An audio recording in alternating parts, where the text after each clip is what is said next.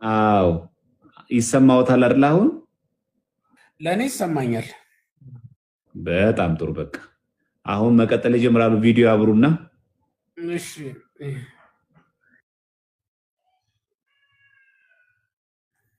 ስለምን እናውራ? ስለ ጋድና ስለ ጾም እናውራ ወይስ? መግቢያ አድርግ ያለው ዛሬ ድጋሚ ለማስታወስ ያክል ክቡር ሊቀ ሊቃውንት ስምዐኮነ መላክ፣ ክቡራን የእግዚአብሔር ቤተሰቦች፣ ወንድሞች፣ እናቶች ሁላችሁም በድጋሚ እንደምን አመሻችሁ።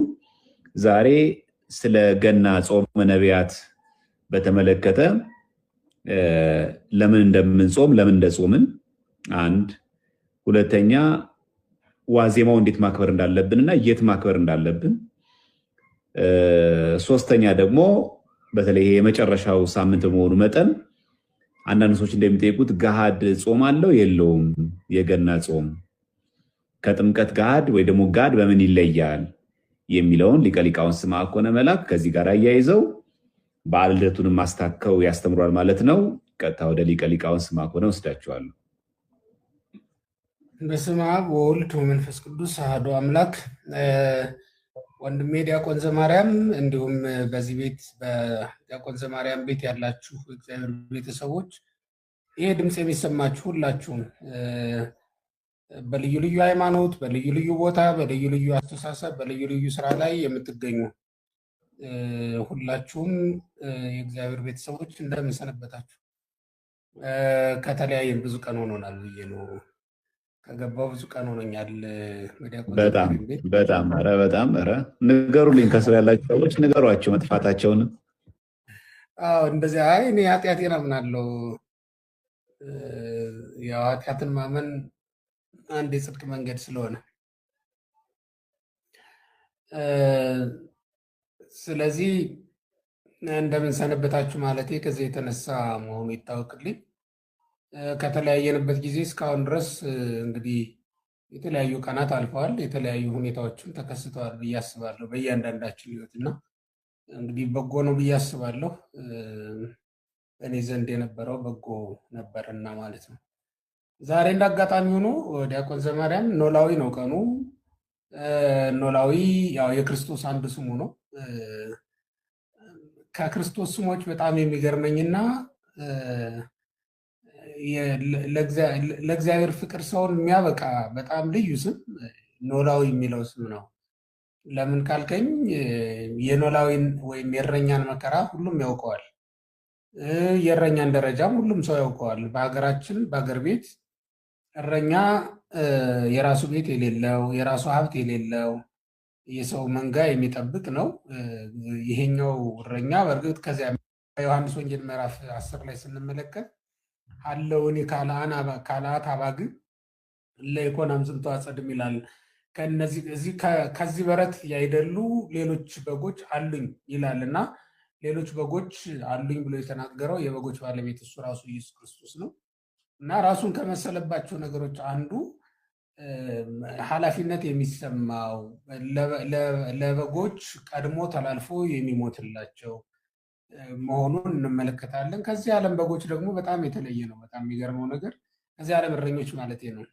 የዚህ ዓለም እረኞች መንጋዎቻቸውን የሚጠብቋቸው ሲያድጉ ሊሸጧቸው፣ አንድም ደግሞ አርደው ሊበሏቸው ነው። እሱ ግን በጎቹ የሸጡት እረኛ ነው። በጎቹ የሚበሉት እረኛ ነው። እሱ ስለ በጎቹ ተላልፎ ሞተ። ነገር ግን ከበጎቹ ፀጉራቸውን ሸልቶ አይለብሳቸውም። ቆዳቸውን ገፎ ልክ እንደዛው አይጠቀምባቸውም። ስጋቸውን ማርዶ አወራርዶ አይበላቸውም፣ አይጠጣቸውም እና አልቦ የማይጠጣውን ገፎ የማይለብሰውን ከብት መጠበቅ በጣም ይገርማል። እና እንዲህ አይነት የበግ እረኛ ነው ያለን ኢየሱስ ክርስቶስ። ስለዚህ ዛሬ እረኛችን ክርስቶስ የሚታወስበት በኢትዮጵያ ኦርቶዶክስ ተዋሕዶ ቤተክርስቲያን ስርዓት መሰረት ከታኅሳስ 21 ጀምሮ እስከ 27 ድረስ ያለው ኖላዊ ተብሎ ነው የሚጠራው።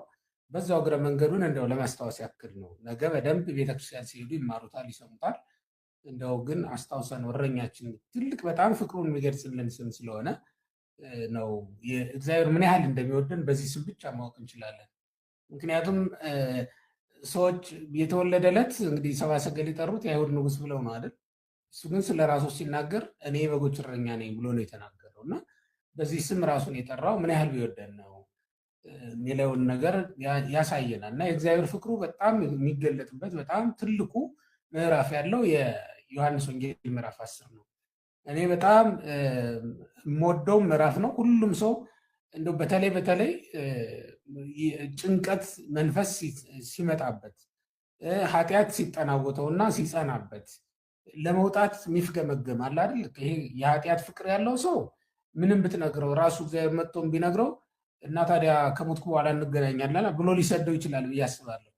ግን እንደው ከኃጢአት ለመውጣት በጣም ፍላጎት ያለው እየተጣጣረም እየሞከረም ያለ ግን ደግሞ ፈቃደ ሥጋ አሸንፎት የሚቸገር ሰው ካለ ቢያነበው ደስ ይለኛል። ዮሐንስ ወንጌል ምዕራፍ 10 ቁጥር 1 ከመዝሙር 22 ቁጥር 1 ጋራም ይመሳሰላል። እግዚአብሔር እረኛዬ ነው የሚያሳጣኝም የለም፣ በለመለመ መስክ በዕረፍቱ ይመራኛል ከሚለው ጋራ ይመሳሰላል። ያ ትንቢት ነው አሁን እዚህ ላይ የተፈጸመ።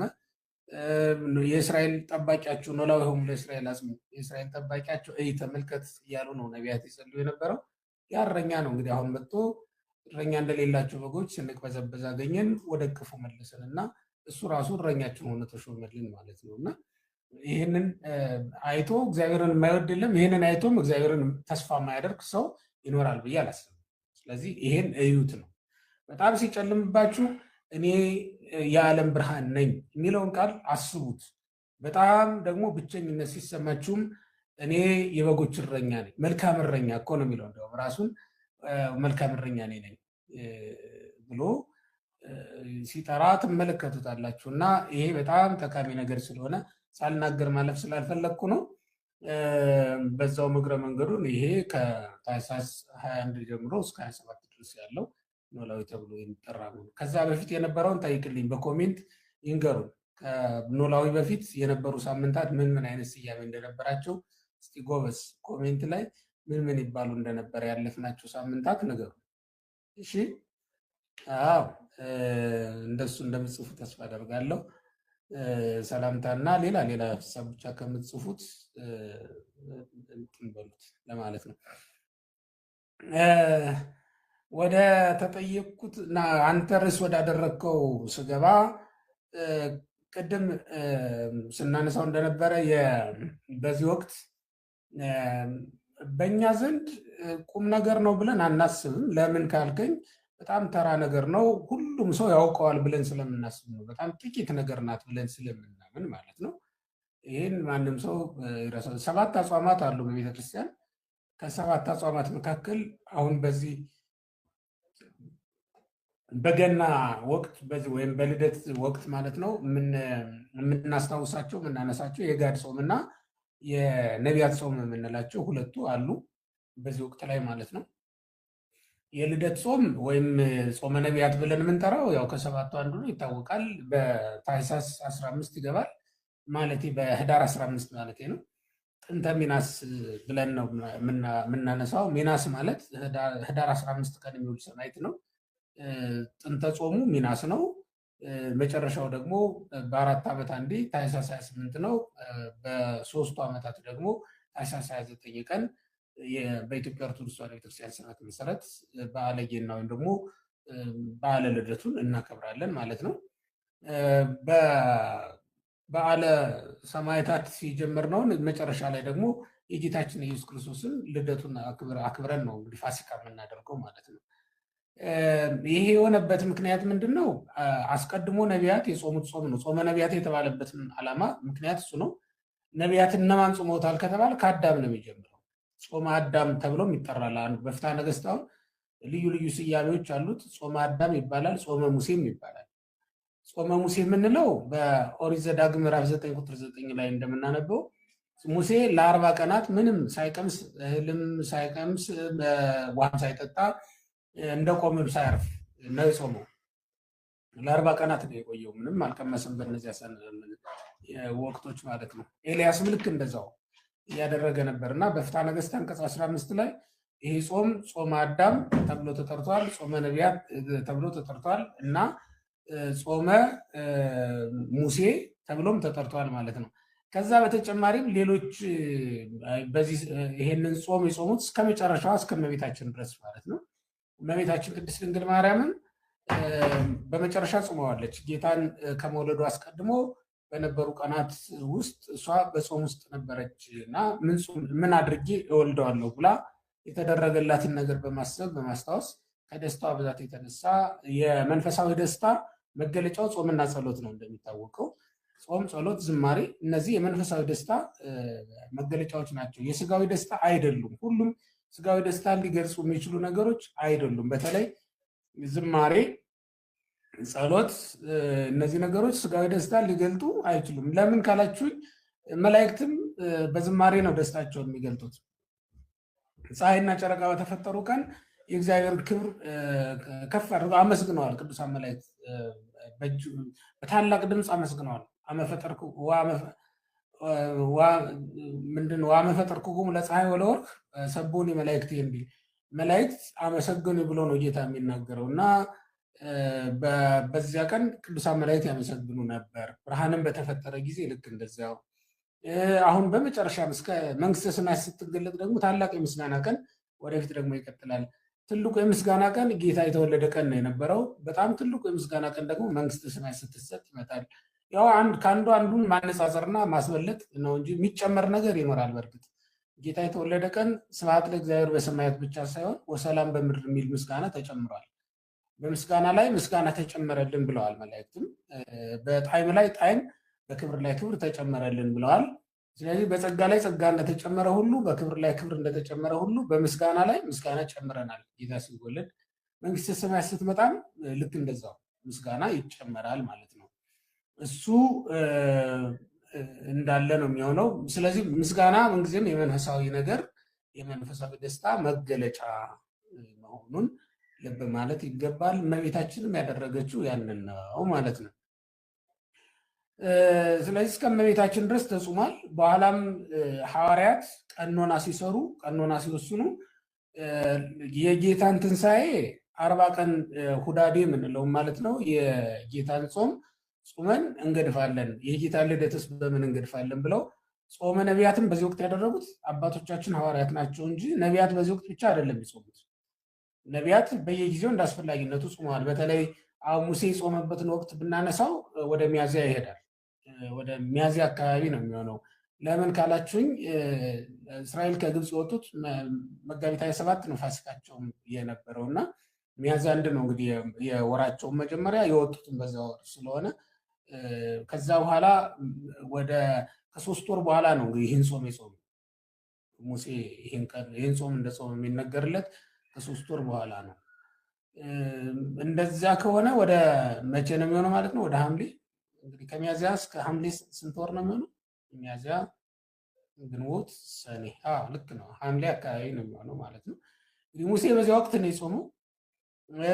ከዛ በኋላም የተነሱ ነቢያት በየጊዜው እንደየዘመኑ ጾመውታል። ስለዚህ ወቅቱን አይጠብቅም። በዚህ ወቅት ያደረጉት ሐዋርያት ናቸው ማለት ነው። የጌታ ልደት ዋዜማ ላይ እንዲሆን አድርገው የወሰኑልን እነሱ ናቸው። በተወሰነልን መሰረት ቀኖና ነው እና ሐዋርያት እንዳስተማሩን እየጾምን እንገኛለን ማለት ነው። የመጨረሻው ቀን ጋድ ይኖረዋል። የጋድ 2 ቀን ነው፣ ግን እንደ 1 ቀን ነው የሚቆጠረው። በፍትህ መንፈሳዊ አንቀጽ 15 ላይ በተደነገገው መሰረት ዘውዕቱ ድራረ ልደት ወጥምቀት ብለው ይጠሩታል።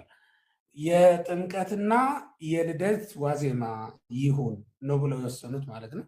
ቀኖች 2 ስለሆኑ እንደ 2 ቀን አትቁጠሯቸው። ለምን? ጾመ ድህነትን ቀኖቹ 2 ስለሆኑ እንደ 2 ጾም እንደማንቆጥረው ሁሉ ጋድንም እንደ 2 ቀን ሳይሆን እንደ 1 ጾም፣ እንደ 2 ጾም ሳይሆን እንደ 1 ጾም አድርጋችሁ ቁጠሩት ብለው አባቶቻችን ስራ ሰርተውልናል። በዚያ መሰረት እንጾመዋለን ማለት ነው። ስሙ ጋድም ይባላል። ጋድ የምንለው ለውጥ ለማለት ነው። ለውጥ ማለት ለምንድን ነው? የረቡዕና የዓርብ ለውጥ ሆኖ ስለሚጾም ነው። የረቡዕና የዓርብ ለውጥ ማለት ምን ማለት ነው ካላችሁኝ፣ ልደት ረቡዕና ዓርብ በሚሆን ጊዜ ስንጾም እንድንውል አልታዘዝም። እንበላለን ማለት ነው። ሌሊት ቅዳሴው ይቀደሳል። እኩለ ሌሊት ነው ቅዳሴ የሚቀደሰው። እኩለ ሌሊት ቅዳሴው ካለቀ በኋላ መብላት መጠጣት ይቻላል። ለምን? የተድላ የደስታ ቀናት ናቸው። ጌታችን ተወልዶልን መርገም ጠፍቶልን አምላካችንን በዓይናችን አይተነው በእጃችን ዳሰነው ፊታችን ላይ ቀርቦ እጅ መንሻችንን ተቀብሎን ምስጋናችንን ሰምቶን ደስ ብሎናል። ጽርሐ አርያም በምድር ስትገኝ በጸባዖት ያለው መንበር ዙፋን በምድር ላይ ተተክሎ ስናገኘው እንዴት ደስ አይለን? ከዚህ በላይ ምን የደስታ ነገር ሊኖር ይችላል? በሰማይ ያሉ መላእክት አብረውን እየዘመሩ ከዚህ በላይ ምን ደስ የሚያሰኝ ነገር ይኖራል? አምላክን እንደምትወልድ በተለያየ መንገድ በተለያየ ዘመን በተለያዩ ነቢያት የተነገረላት እመቤታችን ቅድስት ድንግል ማርያም በምድር ላይ ተገኝታለች። ስለዚህ ከዚያ ቀን በላይ የደስታ ቀን ሊኖር አይችልም። የጌታ ልደት በነገራችን ላይ የደስታ ሁሉ መጀመሪያ ነው፣ መነሻ ነው። ከዚያ በላይ ምንም ደስ የሚያሰኝ ነገር ከዛ በፊት ምንም አልነበረም። ሌላው ቀርቶ ኃጢአት ሳንሰራ በነበርንባቸው ዘመናት ሁሉ ሳይቀር ማለት ነው ከነበረን ደስታ በላይ ነው አሁን የሆነው ደስታ ማለት ነው። ለምን? በመጀመሪያው የእግዚአብሔርን ጸጋ ነው የተቀበልነው። አሁን ግን የእግዚአብሔርን ባህሪ ነው የተካፈልነው። ስለዚህ በጣም ትልቁን ክብር ትልቁን ጸጋ የተቀበልነውና ትልቁን ደስታ ያገኘነው ጌታችን መድኃኒታችን ኢየሱስ ክርስቶስ በተወለደበት ቀን ነው። ስለዚህ የደስታ ሁሉ መጀመሪያ ያ አምላካችን መድኃኒታችን ኢየሱስ ክርስቶስ የተወለደበት ቀን ነው እና በዚያ ቀን ማንም ሰው በሐዘን እንዲውል አልታዘዘም። ጥምቀትም ልክ እንደዛው ናት። ቅብዓተ ሥጋ መንፈስ ቅዱስን የምንቀበልባት ማንም ሰው በመንፈስ ቅዱስ ነው አይደል መንፈሳዊ ደስታን መደሰት የሚችለው። መንፈስ ቅዱስን ደግሞ መሳተፍና መቀበል የሚጀምረው በጥምቀት ነው። ለዚህ ነው የጥምቀትም የማንጾመው ትልቁ የደስታ ቀናችን ስለሆነ ሁለቱም የምንጠመቀውም የምንቆርበውም ሌሊት ነው። ልደትም ልክ እንደዛው የምንቆርበው በዓሉን የምናከብረውም እስከ እኩለ ሌሊት ነው። ለምን ከተባለ አምላካችን ኢየሱስ ክርስቶስ የተወለደውም በእኩለ ሌሊት ስለሆነ ነው። በነገረ ድኅነት 5 ምሰሶዎች የምንላቸው አሉ፣ ወይም ደግሞ 5 አዕማድ የምንላቸው ትምህርቶች አሉ። ከምናውቃቸው አዕማደ ምስጢር የተለየ ነው 5 የምንላቸው። ከነዚያ መካከል 4ቱ በእኩለ ሌሊት የተደረጉ ናቸው። ልደትና ጥምቀትን በዋናነት ልናነሳ እንችላለን። እነዚህ ልደትና ጥምቀት በሌሊት የምናከብራቸውም ዛሬ ጌታ ራሱ የፈጸማቸው በሌሊት ስለሆነ በዛው ሰዓት ለማክበር ነው የምንጠቀምባቸው። ከዛ ውጭ ብናደርገው እንደውም ምንድን ነው ለምን እንደተወለደና እግዚአብሔር ከምን እንዳወጣን እንኳን ለማወቅ እንዲረዳን ነው በዛው ሰዓት የምናደርገው። በሌሊት በዓል እናከብራለን፣ በሌሊት እንደሰታለን። ለምን?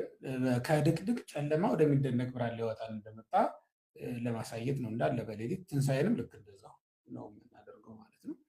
በዚህ መሰረት በሌሊት እናደርገዋለን በዓሉን። በዚያ ቀን ረቡዕም ሆነ ዓርብም እንድንበላ ታዘናል። እኛ ቀርቶ በገዳማውያን ስርዓት በፍጹም ትህርምት የሚኖሩ ገዳማት አሉ። በፍጹም ተሃርሞ የሚኖሩ ገዳማት ማለት ምንድን ነው? ዓመት እስከ ዓመት ጥሉላት መብላት የማይፈቀድላቸው የማይችሉም ናቸው። የማይፈቀድላቸው ስላችሁ የሚገደዱ አይደሉም። ወደው ፈቅደው ክልል አለው የገዳሙ። ይሄ ዓመት እስከ ዓመት ጥሉላት የማይበሉ መናኞች፣ ፍጹማን መናኞች የሚኖሩበት ክልል አለ። ልብላ ብሎ ሰውነቱ ያስገደደው ሰው ካለ ወይም በደዌ ምክንያትም መብላት ያለበት ሰው ካለ ከዚያ ክልል ወጥቶ ነው የሚበላው ማለት ነው። እዛ ውስጥ መብላት አይቻልም። በዚያ ቀን ግን በልደትና በጥምቀት ቀን ይፈቀዳል። ለምሳሌ እንደ ማህበረ ሥላሴ ያሉ ታላላቅ ገዳማት ዋልድባን ሌሎችን ጨምሮ የሚፈቀድላቸው በዚያች ቀን በዓመት እነዚህ 2 ቀናት ናቸው የሚፈቀዱት ማለት ነው። እና ትልቅ የደስታ ቀን ስለሆነ እሱን የምናደርገው። ስለዚህ ረቡዕንና ዓርብን ለመብላት ምን እናደርጋለን? በዋዜማው ለውጥ እንጾማለን ማለት ነው። ለረቡዕና ለዓርብ ቤዛ የሚሆኑ ቀናት አሉ። ለውጥ የሚባሉ ጋድ የሚባሉ እነሱ ናቸው። ማክሰኞ ወይም ደግሞ ሐሙስ ማለት ነው። እነዚህን 2ቱን ነው ለውጠን የምንጾመው። ወይም ለዓርብ ሐሙስን እንጾማለን፣ ለረቡዕ ደግሞ ማክሰኞን ስንጾም እንውላለን ማለት ነው። ለምሳሌ ዘንድሮ ረቡዕ ቀን ነው የሚውለው ልደትና የዛን ቀን ስለማንጾም እግረ መንገዱን በዛውም ዘንድሮ ረቡዕ ነው የሚውለው ይበላል እንዲህ ብለው የሚጠይቁ ሰዎች አሉ። የሚገርማችሁ ነገር አሁን አንድ ሰው መቼስ 25 ዓመት 30 ዓመት ቆይቶ ይሆናል በምድር ላይ በዚህ ዘመን ስንት ቀን ረቡዕ ውሏል፣ ስንት ቀን ዓርብ ውሏል። ሰው እንዴት እንደማያስተውል ግን በጣም ይገርመኛል። ያ ማለት በየዓመቱ መቼም የተደረገውን ነገር መርሳት የለብንም። በየዓመቱም ይሄ እንደ አዲስ ትምህርት መሰጠት አለበት ብዬ አዲስ አማኝ ስለሌለ ብዬ ስለማመን ነው። አዲስ አማኝ እስካልሆነ ድረስ እንደ አዲስ ይሄ ትምህርት መሰጠት አለበት ብዬ አላስብም። ሆኖም ግን ከተረሳ ምንም ማድረግ አይቻልም። ማሳሰብም ጥሩ ነው እና ረቡዕ ነው ዘንድሮ እንበላለን፣ ምንም ሳትጠራጠሩ ብሉ፣ ተፈቅዷል። ይሄ ቤተክርስቲያናችን በቀኖና ያጸደቀችው ስለሆነ ነውር የለውም። ቀኖና ሌሊት ነው ቅዳሴውም የሚደረገው እና ማለት ነው። በተጨማሪም ገሃድ የሚል ስም አለው። ገሃድም ጋድም እንለዋል። ገሃድ ስንል መገለጥ ማለት ነው። ተግህደ ተገለጠ የሚል ግስ አለ። ገሃድ መገለጥ ማለት ነው። እግዚአብሔር በስጋ ተገለጠ ማለት ነው። የጥምቀት ከሆነ ኢጲፋኒ እንለዋለን። ኢጲፋኒያ ኢጲፋኒ ብለን እናከብረዋለን። በዓሉም በራሱ መገለጥ ማለት ነው። በእኛ ቋንቋ አይደለም፣ እሱ ግሪክኛው ነው። ሆኖም መገለጥ ማለት ነው ባጭሩ። የጥምቀት አንድነት ሶስትነት ተገልጧል። የልደት ዕለት ደግሞ እግዚአብሔር በስጋ ተገልጧል ማለት ነው። በዋናነት ለዛኛው ለጥምቀት ነው መጠሪያ ሆኖ ኤጲፋኒ የሚለው በዓል ስያሜ መጠሪያ ሆኖ እያገለገለ የሚገኘው። ሆኖም እነዚህ በዓላት በዚህ ስም የሚጠሩ ነው የሚሆነው ማለት ነው። በአጭሩ እንግዲህ ጋድ ይህን ይመስላል። ከተመልካችም ሆነ እንግዲህ የሚመጣ ጥያቄ ካለ ይህን አስመልክቶ ማንሳት እንችላለን። እኔ ይብቃኝ። እግዚአብሔር ይስጥ። ቃሎት ያሰማልን።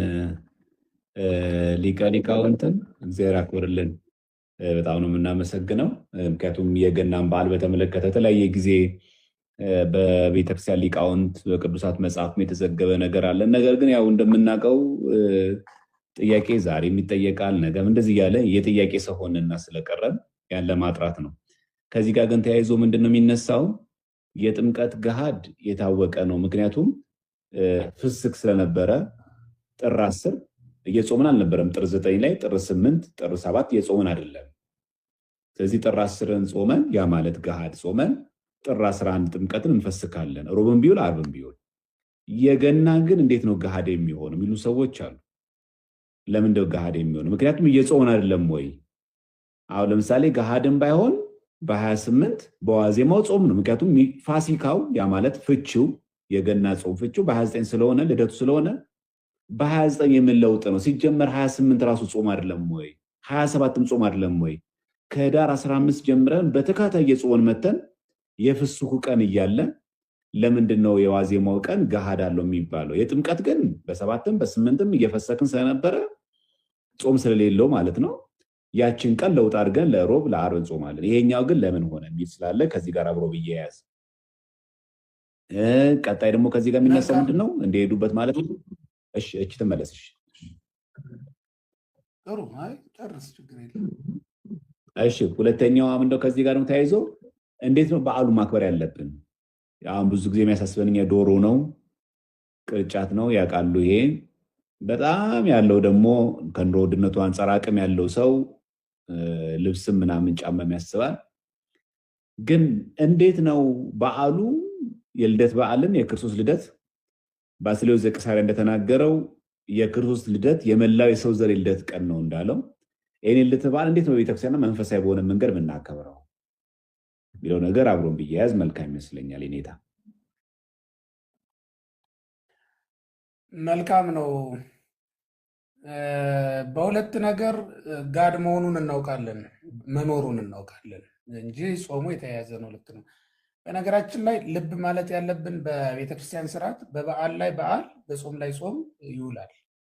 በበዓል ላይ በዓልም ደርበን እናከብራለን። ለምሳሌ ባለፈው እሑድ ገብርኤል ነበር አይደል? ማህሌት ስታድር የሁለቱም በዓላት ቀለም ነው የሚባለው።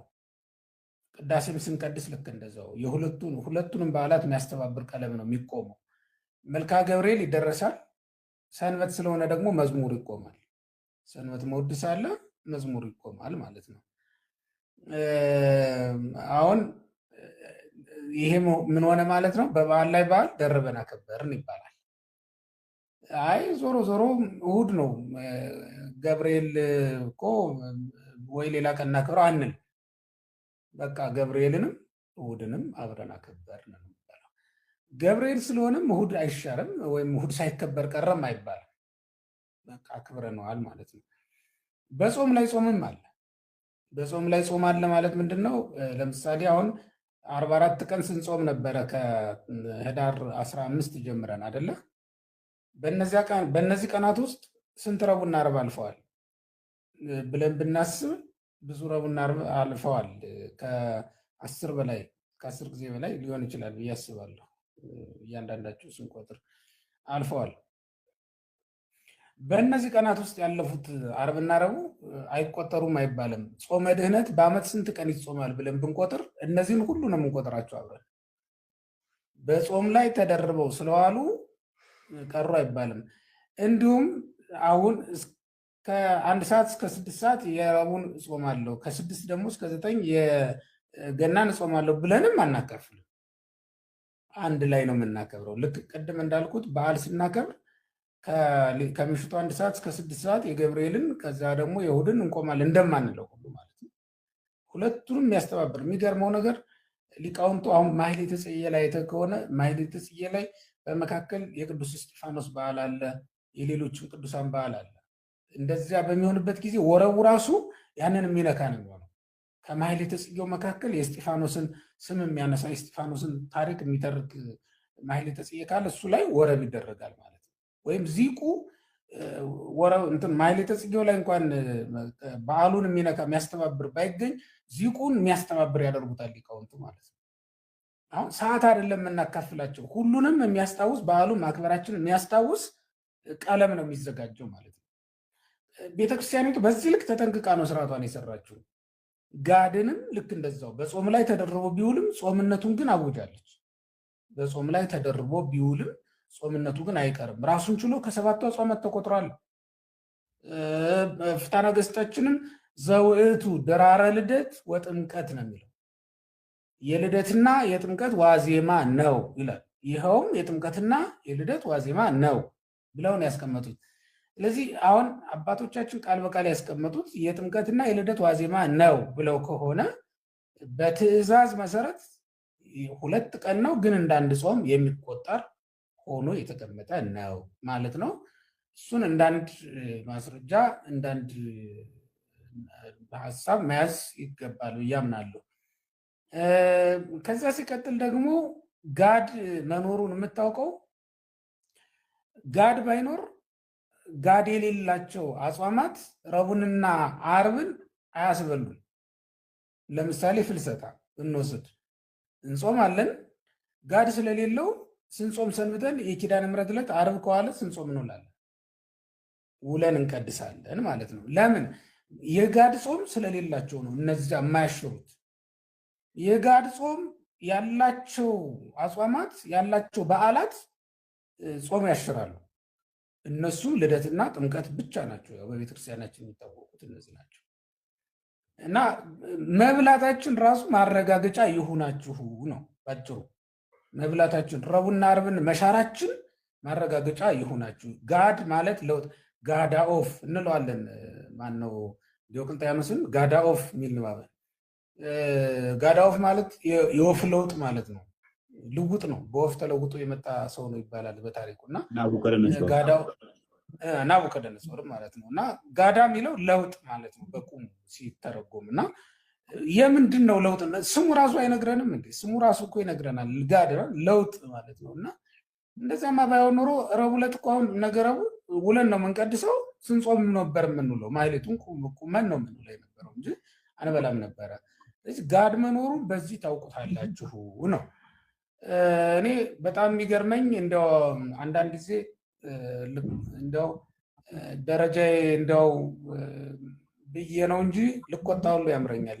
አንዳንድ ሰዎች እርግጠኛ ሆነው ስለሚናገሩ በጣም ነው የምናደደው በእውነት። በቤተክርስቲያን ቀኖና ላይ ይኸውልህ በደንብ እርግጠኛ ሆነ ከመምህራን ጠይቀህ ከሚገባቸው ከሚመለከታቸው ሰዎች አረጋግጠህ ካልሆነ አፍህን ሞልተህ በእርግጠኝነት አይነገርም። እስቲ እንጠይቃለን፣ ግን በጾም ላይ ጾም ይኖር አይመስለኝም እንኳን ቢባል እኮ ችግር የለው። ፎክረው 4 ነጥብ ዘግተው የሚናገሩ ሰዎች ሳይ በጣም ይገርመኛል። ይሄ እኮ በጉባኤ ከ4ቱ ጉባኤያት አንዱ እኮ ነው ፍትሐ ነገሥት እና በጉባኤ የሚሰጥ ቀለም ነው። በጉባኤ የሚሰጥ ቀለም ሆኖ እየተነገረ ሳለ በቤተክርስቲያኒቱ የታወቀ ቀለም ሆኖ ሳለ ሳያነቡ ሳይጠይቁ አሁን ስታስበው እኮ ይመስላል ፍልስፍናው በጾም ላይ ጾምማ ሊኖር አይችልም። ስለዚህ ሊኖር አይችልም። በቃ በስምምነት የለም ተባብለህ ትዘጋለህ። እንደዚህ አይነት እርግጠኝነት ማንም ቢሆን ሊሰማው አይገባም። እውነት ለመናገር እኔም ቢሆን በጣም እጠነቀቃለሁ። የማላውቀው ነገር ላይ እርግጠኛ ሆኜ ላለመናገር። ለምን? ቤተክርስቲያኔን አውቃታለሁ፣ ክብሯን አውቀዋለሁ። እንዴት እንደሰሯት በጥንቃቄ በደንብ ነው የማውቃት ቤተክርስቲያን ነው። ለቤተክርስቲያኒቱ ክብር የማልመጥን ማልገባ እኔ ነኝ እንጂ የምሆነው። ቤተክርስቲያኒቱ ስንዱ ነች። አለቃ እያሌው እንደገለጧት ስንዱ እመቤት ናት። ሁሉ ነገር የሞላላት ናት። ያልደረስንባቸው መጽሐፍት ስላሉ ነው እንጂ ሁሉም ነገር አሟልታ ያስቀመጠች ቤተክርስቲያን ናት። እና እኔ እዚህ ላይ እርግጠኛ መሆን አይገባም። አንዳንድ ነገሮች ላይ እርግጠኛ ሁነን መናገር የለብንም የማናውቀውን ነገር። እና እርግጠኛ ሆኖ በሚዲያ የሚናገሩ ሰዎች ስሰማ በጣም ነው የማዝነው። መቆጣት የሚያምረኝም ያን ጊዜ ነው። ያው ትንሽ ሸምገል ስል መቆጣቴ አይቀርም። ያ ማለት ለመገሰጽ ስበቃ ማለት ነው። መምህርነቴ በደንብ በእውቀት ስሞላ ሲስተካከል ማለት ነው። ያን ጊዜ አደርገዋለሁ። ሆኖም ግን እኔ እንዲያውን ይሄ በቤተክርስቲያናችን ተጽፎ የሚገኝ ነው፣ መምህራንም የሚስማሙበት ነው። ከመምህራን ይህን ማይል ስለሌለ ነው እንደዛ። መምህራን በእርግጠኝነት የተማሩትን ከጉባኤ የጻፉትን ያጻፉትን ሊለውጡት ስለማይችሉ ይህንኑ ቃል ነው የሚሉት የሚያስተላልፉት። እና በዚያ ልክ ቢያዝ መልካም ነው ብዬ አስባለሁ። ከዚያ ሲቀጥል ግን አጿጿሙም ይለያያል። ጋድ መሆኑ የሚታወቅበት ሌላ መንገድ ደግሞ አጿጿሙም ይለያያል። ሌሎቹ ጾሞች እስከ 9 ሰዓት ነው የሚጾሙት። ጋድ ግን እስከ ስርቀተ ኮከብ ወይም እስከ ዕርበተ ፀሐይ ነው የምንጾሙ። ፀሐይ እስከ 13 ሰዓት ድረስ እንድንጾሙ ነው የታዘዝነው። ስለዚህ ጋድ በአጿጿሙም የተለየ ስለሆነ በዚህ ይታወቃል ለማለት ነው። እነዚህ ምልክቶች ሆነውን ብናውቀው መልካም ነው ማለት እፈልጋለሁ። ምናልባት ከአነጋገር የተነሳ ግልጽ ያላረኩላችሁ ነገር ካለ እንዲያነሱ ፍቀድላቸው። በኋላ ላይ ከዚህ ጋር መጠየቅ እችላለሁ። ያጠፋሁትም ካለ አርሜ ስለሞታዚሁ ማለት ነው። ከዚያ ሲቀጥል ወደ ቀጣዩ ጥያቄ ሲሄድ እንዴት እናክብረው ነው። መንፈሳዊ በዓልን በመንፈሳዊ በዓል ማክበር ይገባል። የነገስታት በዓል ሲሆን በመብል በመጠጥ በጠጅ በጋሬዳ ማክበር የተለመደ ነው። የእግዚአብሔር በዓል ሲሆን ደግሞ በመዝሙር በበገና በመሰንቆ እና ለእግዚአብሔር ክብር በሚመጥን አገልግሎት ማሳለፍ ማገልገል እና ማክበር የሚገባ ነገር ነው። መንፈሳዊያን በዓላት የመንግስተ ሰማያት ምልክቶች ናቸው። በምድር ላይ የምናከብራቸው መንፈሳዊያን በዓላት መካከል ላይ አልፎ አልፎ የሚደረጉትም ለዚያ ነው። የመንግስተ ሰማያት ምልክቶች ናቸው። የእረፍት ቀኖች አይደሉ? አርፈን ስንውል በዚያ ቀን በዚህ ዓለም ላይ እነዚህ የማረፍ ምልክቶች ሆነው ነው የተሰጡን። በጣም ብዙውን ቀን እንደግማለን፣ ጥቂት ቀናት ደግሞ እናርፋለን። ይሄ የእረፍትን ጣዕም እንድናጣጥም ነው እንጂ እሱም እረፍት በዚህ ዓለም የለም። እና ደስታንም ልክ እንደዛው መንፈሳዊ ደስታ በመንፈሳዊ ደስታ መንፈሳዊ ቅኔ በመቀኘት መንፈሳዊ ደስታን በመደሰት ልናሳልፈው የሚገባ ነው የሚሆነው። እነዚህም በዓላት ታዲያ ስጋውን ደግሞ በመቀበል ብናከብራቸው መልካም ነው። በልዩ ልዩ ምክንያት ካልቀረብን በስተቀር ስጋውን ደሙን በመቀበል በቤተክርስቲያን አገልግሎት ብናከብራቸው መልካም ነው። መቼስ የክርስቶስን ልደት በሄሮድስ ቤተመንግስት ሆነ አታከብረው። የክርስቶስን ልደት በሄሮድስ ቤተመንግስት ሆነ አታከብረው። የክርስቶስን ልደት የምታከብረው በፍራይ ነው፣ ግድ ነው። እዛ ሄደ ማክበር ይኖርብሃል ማለት ነው። እንደኛ ልማድማ ቢሆን ያው የሚሻለን ቤተመንግስት ብናከብረው ነበረ፣ ግን እንደዛ አይደለም። እና አሁን ላይ ቢፈቀድላችሁ እንኳን ነገስታት በሚኖሩበት ፓላስ ላይ ሆናችሁ እንድታከብሩ ቢፈቀድላችሁ፣ ርችት በሚተኮስበት ችቦ በደመቀበት እና መብል መጠጥ በተደረደረበት ሆናችሁ እንድታከብሩ ቢፈቀድላችሁም እንኳን እንዲህ ብሎ መውጣት ይገባል። ለምን? የኛ ዓላማ የተወለደውን ሕፃን ማግኘት ነው። በቃ ሌላ ነገር የለንም። የተወለደውን ሕፃን ማግኘት ከሆነ ደግሞ እንደ ቤተልሔም እረኞች፣ እንደ ሩቅ ምስራቅ ነገስታት መንገደኞች መሆን ይገባናል። የምንሰጠው ወርቅና ብር እንኳን ባይኖረን ወርቅና ዕጣን እንኳን ባይኖረን እግዚአብሔር እውነት ለመናገር ያፋችንን ምስጋና የአንደበታችንን ቃል ተቀብሎ ከእነዚያ ጋር እኩል የሚቆጥርልን አምላክ እኮ ነው። ወርቅ ይዘው ከጠየቁት ጋራ እኩል የሚቆጥር ወይም ወርቅ እንደሌለን እያወቀ የሚጠራን የሚያከብረን አምላክ ነው እግዚአብሔር እና ኃጢአትን እንኳን የማይቆጣጠር ለምን ካላችሁኝ እነዚያ ሰዎች ኃጢአታቸውም ማንነታቸውም የታወቀ ነገር የለም። ጣዖት አምላኪዎች እኮ ናቸው። ሂደውም ተመልሰው ጣዖት ነው ያመለኩት። ሲመጡም ጣዖት አምላኪዎች ነበሩ። እንደውም ይመራቸው የነበረውም እኮ ኮከብ ነው አይደል? ኮከብ የመራቸው ኮከብ ያመልኩ ስለነበረ እንደነበረ ተጽፏል።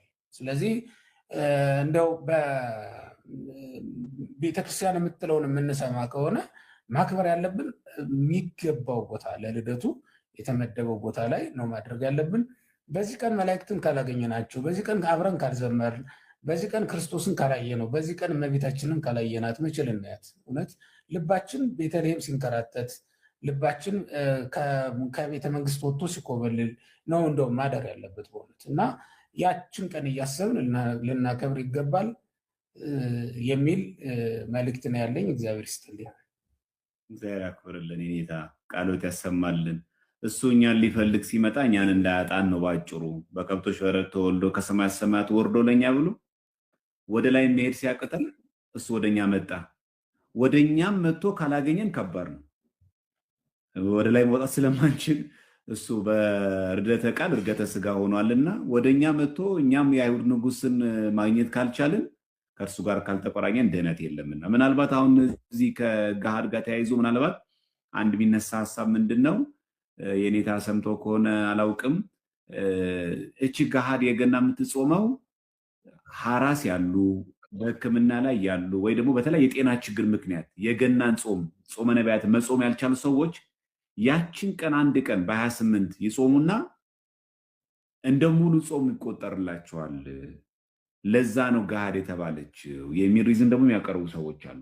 እስከዛ እናንተ ኮመንት ላይ ያላችሁ ከዛ ያላችሁ ጥያቄ ያላችሁ ከዚህ ጋር የተያዘ ካለ መልስ ያላችሁ። ሁለተኛ መቼስ ያው የስጋ ነገር እንደሚገደን ያውቃሉ የኔታ የከብት ስጋ ማለት ነው ሁላችንም እና በ28 የታረደ ይበላል ወይ እና እርድስ ስንት ሰዓት ላይ ነው የሚለው ነገር ከዚህ ጋር የተያዘ የቤተክርስቲያን ትምህርት ካለ መልካም ነው። አሁን ይሄ የመጨረሻውን ቀን መጾም በሌሎቹ አብያተ ክርስቲያናት ያለ ይመስለኛል። በእኛ ግን እንደዛ የለም። ሌሎቹ አብያተ ክርስቲያናት ይህን ጾም ሙሉውን አይጾሙትም የሚባል ነገር ሰምቼ አውቃለሁ እና አንብቤ ያለው እንደዚህ አይነት ጽሁፎችን እንግዲህ ከምንጩ ማንበብ ስላልቻልኩ የቋንቋ እጥረት ስላለብኝ ነው። ቋንቋ የምትችሉ ደግሞ አንብባችሁት ይሆናል አንተን ጨምሮ ልትነግረን ትችላለህ። ሌሎቹ ቤተክርስቲያናት ለመታሰቢያ የሚጾሟቸው የመጨረሻዎቹ ቀናት አካባቢ ላይ እንዳላቸው ሰምቻለሁ። አንተ እውቀት ካለ ትጨምርልናለህ። እዚህ ላይ ንባብ ካለ ምናልባት ያንን እየሰሙ ይሆናል መረጃውን ያንን እኛ ጋም እንደዛ አይነት ስርዓት ያለ መስሏቸው ነው የሚሆነው። ለራስና ለተለያዩ በበሽታ ላይ ላሉ ሰዎች ተፈቅዷል በቀኖናው መሰረት እና አንድ ቀን ጾሙም አልጾሙ ቀኖናውም አያስገድዳቸውም፣ ይፈቅድላቸዋል። እንዲበሉ ይፈቀድላቸዋል። ኋላ ነው ባይሆን የካሳ ጾም የሚጾሙበት ጊዜ ይመጣል፣ ይፈቀዳል። እንደዚህ አይነት ስርዓቶች ስላሉ ሐዋርያትን በሲኖዶሳቸው የደነገጉልን እንደዛ ስለሆነ ያን እንዳለን ተው እዚህ ጋር ባናያይዘው። ምክንያቱም የፋሲካ ጾም እኮ ላይ አራሶች አሉ እና የመጨረሻውን ቀን አክፍሎት ያደረግነው እነሱን ታሳቢ አድርገን ነው ማለት ነው። እንደዛ ማለት አይደለም። ከዚያ ጋር ምንም ያገናኘው ነገር የለም። እዚች ላይ ምናልባት ያንን ወሬ የሰሙ ሰዎች ይመስሉኛል ከዚህ ጋር አገናኝተው የመጨረሻዋ ቀን እኮ የሚጾሙት እንደዚህ አይነት ሰዎች ናቸው የሚሉት ለዚያ ይመስለኛል እንጂ እኛ ቤተክርስቲያን ውስጥ እንዲህ አይነት ስርዓት የለም። እሱን ይህንን ካልኩ ይበቃኛል። ከዛ ቀጥሎ ያነሳው ግን የእርድ ጉዳይን በተመለከተ ከዚህ በፊትም ቀዳም ሰውር ገደማም የተለየ ሀሳብ እንደነበረኝ አውቃለሁ። ማህበራዊ ሚዲያ ላይ በስፋት የተለያዩ ሀሳቦች ይሰጡ ነበረ። እኔም የሰጠሁት ሀሳብ አለ። እኔ መንፈሳዊ አገልግሎታችን መንፈሳዊ ህይወታችን ላይ ነው ትኩረት ማድረግ ያለብን የሚል አቋም አለኝ። አሁንም አልቀይረውም ያንን። መንፈሳዊ አቋማችን ላይ ማለት ምንድን ነው? ለቅዳሴ ምቹ ሁኔታ መፈጠር አለበት። ቅዳሴውን መሳተፍ ስላለብን፣ ለቁርባን ምቹ ሁኔታ መፈጠር አለብን። መቁረብ ስላለብን፣ የልደት የትንሣኤ ካልቆረብን መቼ ልንቆርብ እንችላለን? ነፍሳችን በዚያ ቀን ስጋውን ደሙን ተቀብላ ክርስቶስን ተዋህዳ መመለስ ስላለባት ብዬ ስለማምን ግን ዶሮ አርዳለሁ ወጥ እሰራለሁ ብለው በኋላ ቁርባኑ ይቅርብን በቃ እንዴት አደርጋለሁ ብለው ዶሮ ለማረድ ብለው ሳይቆርቡ የሚቀሩ ሰዎች እንዳሉ ይሰማኛል። እንደዚህ አይነት ነገሮች አሉ። እኔ ቁርባኑ ከሚቀርብበት አንድ ሰው ለምንድን ነው አርዶ ሰርቶ የማይሄደው? የተከለከለ ነገር ስለሌለ ማለት ነው። እንዲህ አባቶቻችን ያቆዩንን አፈረሰብን እንዲህ ቁረቡስ ብለው አላዘዙንም? እንዲህ አባቶቻችንማ እንድንቆርብም አዘውናል። እንደዚያ ብቻም አይደለም ያቆዩን እና መቁረባችንንም መርሳት የለብንም። በዚህ ሰዓት ረዱ የሚል እኔ ተጽፎ አንብቤ አላውቅም። መምህራንም እንደዛ አያስተምሩም የሚል እንኳን ሰው ቢኖር ልማድን መሰረት አድርጎ ነው። ከመምህራንም ሆነ ከሌላ ሰው አሁን የምሰማቸው ነገሮች ልማድን መሰረት አድርጎ ነው እንጂ ከሚከራከሩ ሰዎች መካከል ጥቅስ ጠቅሶ የተከራከረ ሰው አላየሁም። እኔም ጥቅስ አልጠቀስኩም እኮ ግን የሚከለክል ነገር የለም ነው ያልኩት እንጂ ጥቅስ እኔም አልጠቀስኩም። አሁንም ቢሆን በዛው ልክ ነው መሆን ያለበት። በእርግጥ ልደት ከሌላው ለየት ይላል መሰለኝ፣ ቅርጫ ነው የሚበዛው ይመስለኛል። እያንዳንዱ በቤቱ እርድ የሚያደርገው በጣም ጥቂት ሰው ነው የሚሆነው። በባህሪውም እንደዚህ አይነት ልምድ ስላለው ልደት ምናልባትም የፍቅር መጀመሪያም ስለሆነ ይመስለኛል ሰው ሸር አድርጎ ነው የሚበላው በዚህ ቀን። መብሉንም መጠጡንም እንደዚያው ላይ ምናልባት ከዚያ ጋር ተያይዞ ሊሆን ይችላል። ዞሮ ዞሮ ግን ለመንፈሳዊ አገልግሎታችን እንቅፋት የሚሆኑብንን አሰራሮች በጠቅላላ ማስወገድ ይኖርብናል። ልማድ ምናምን የሚባል ነገር ከመንፈሳዊ አገልግሎት የሚያግደን ሆኖ ከተገኘ በእኔ ዘንድ መወገድ አለበት ብዬ አምናለሁ። በዚያውም ላይ ህዝቡ የማይችለውን ሀሳብ እያነሳን ሊሸከመው የማይችለውን ነገር መጫን የለብንም ብዬ አምናለሁ።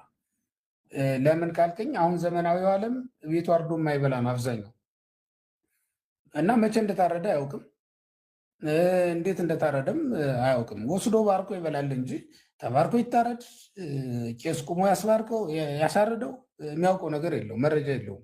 አምኖ ነው የሚወስደው፣ ከገበያ ገዝቶ ስለሆነ የሚወስደው።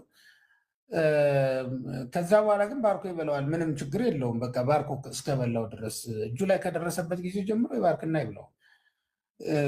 እንጀራ ሲቀርብልንም እኮ እንደዛ ነን እኛ። ማን እንደጋገረው ምናምን አንጠይቅም። በቃ እናመጣለን። በመጣ ጊዜ ግን ባርከን እንቀበላለን። ይሄ እግዚአብሔርም ቢሆን ከመጣህበት ጊዜ ጀምሮ ነው አንተን የሚባርከው። ስለዚህ የሚበላው የሚጠጣውንም ቢሆን አንተ እጅ ላይ ከደረሰበት ጊዜ ጀምሮ ባርክና ብላ።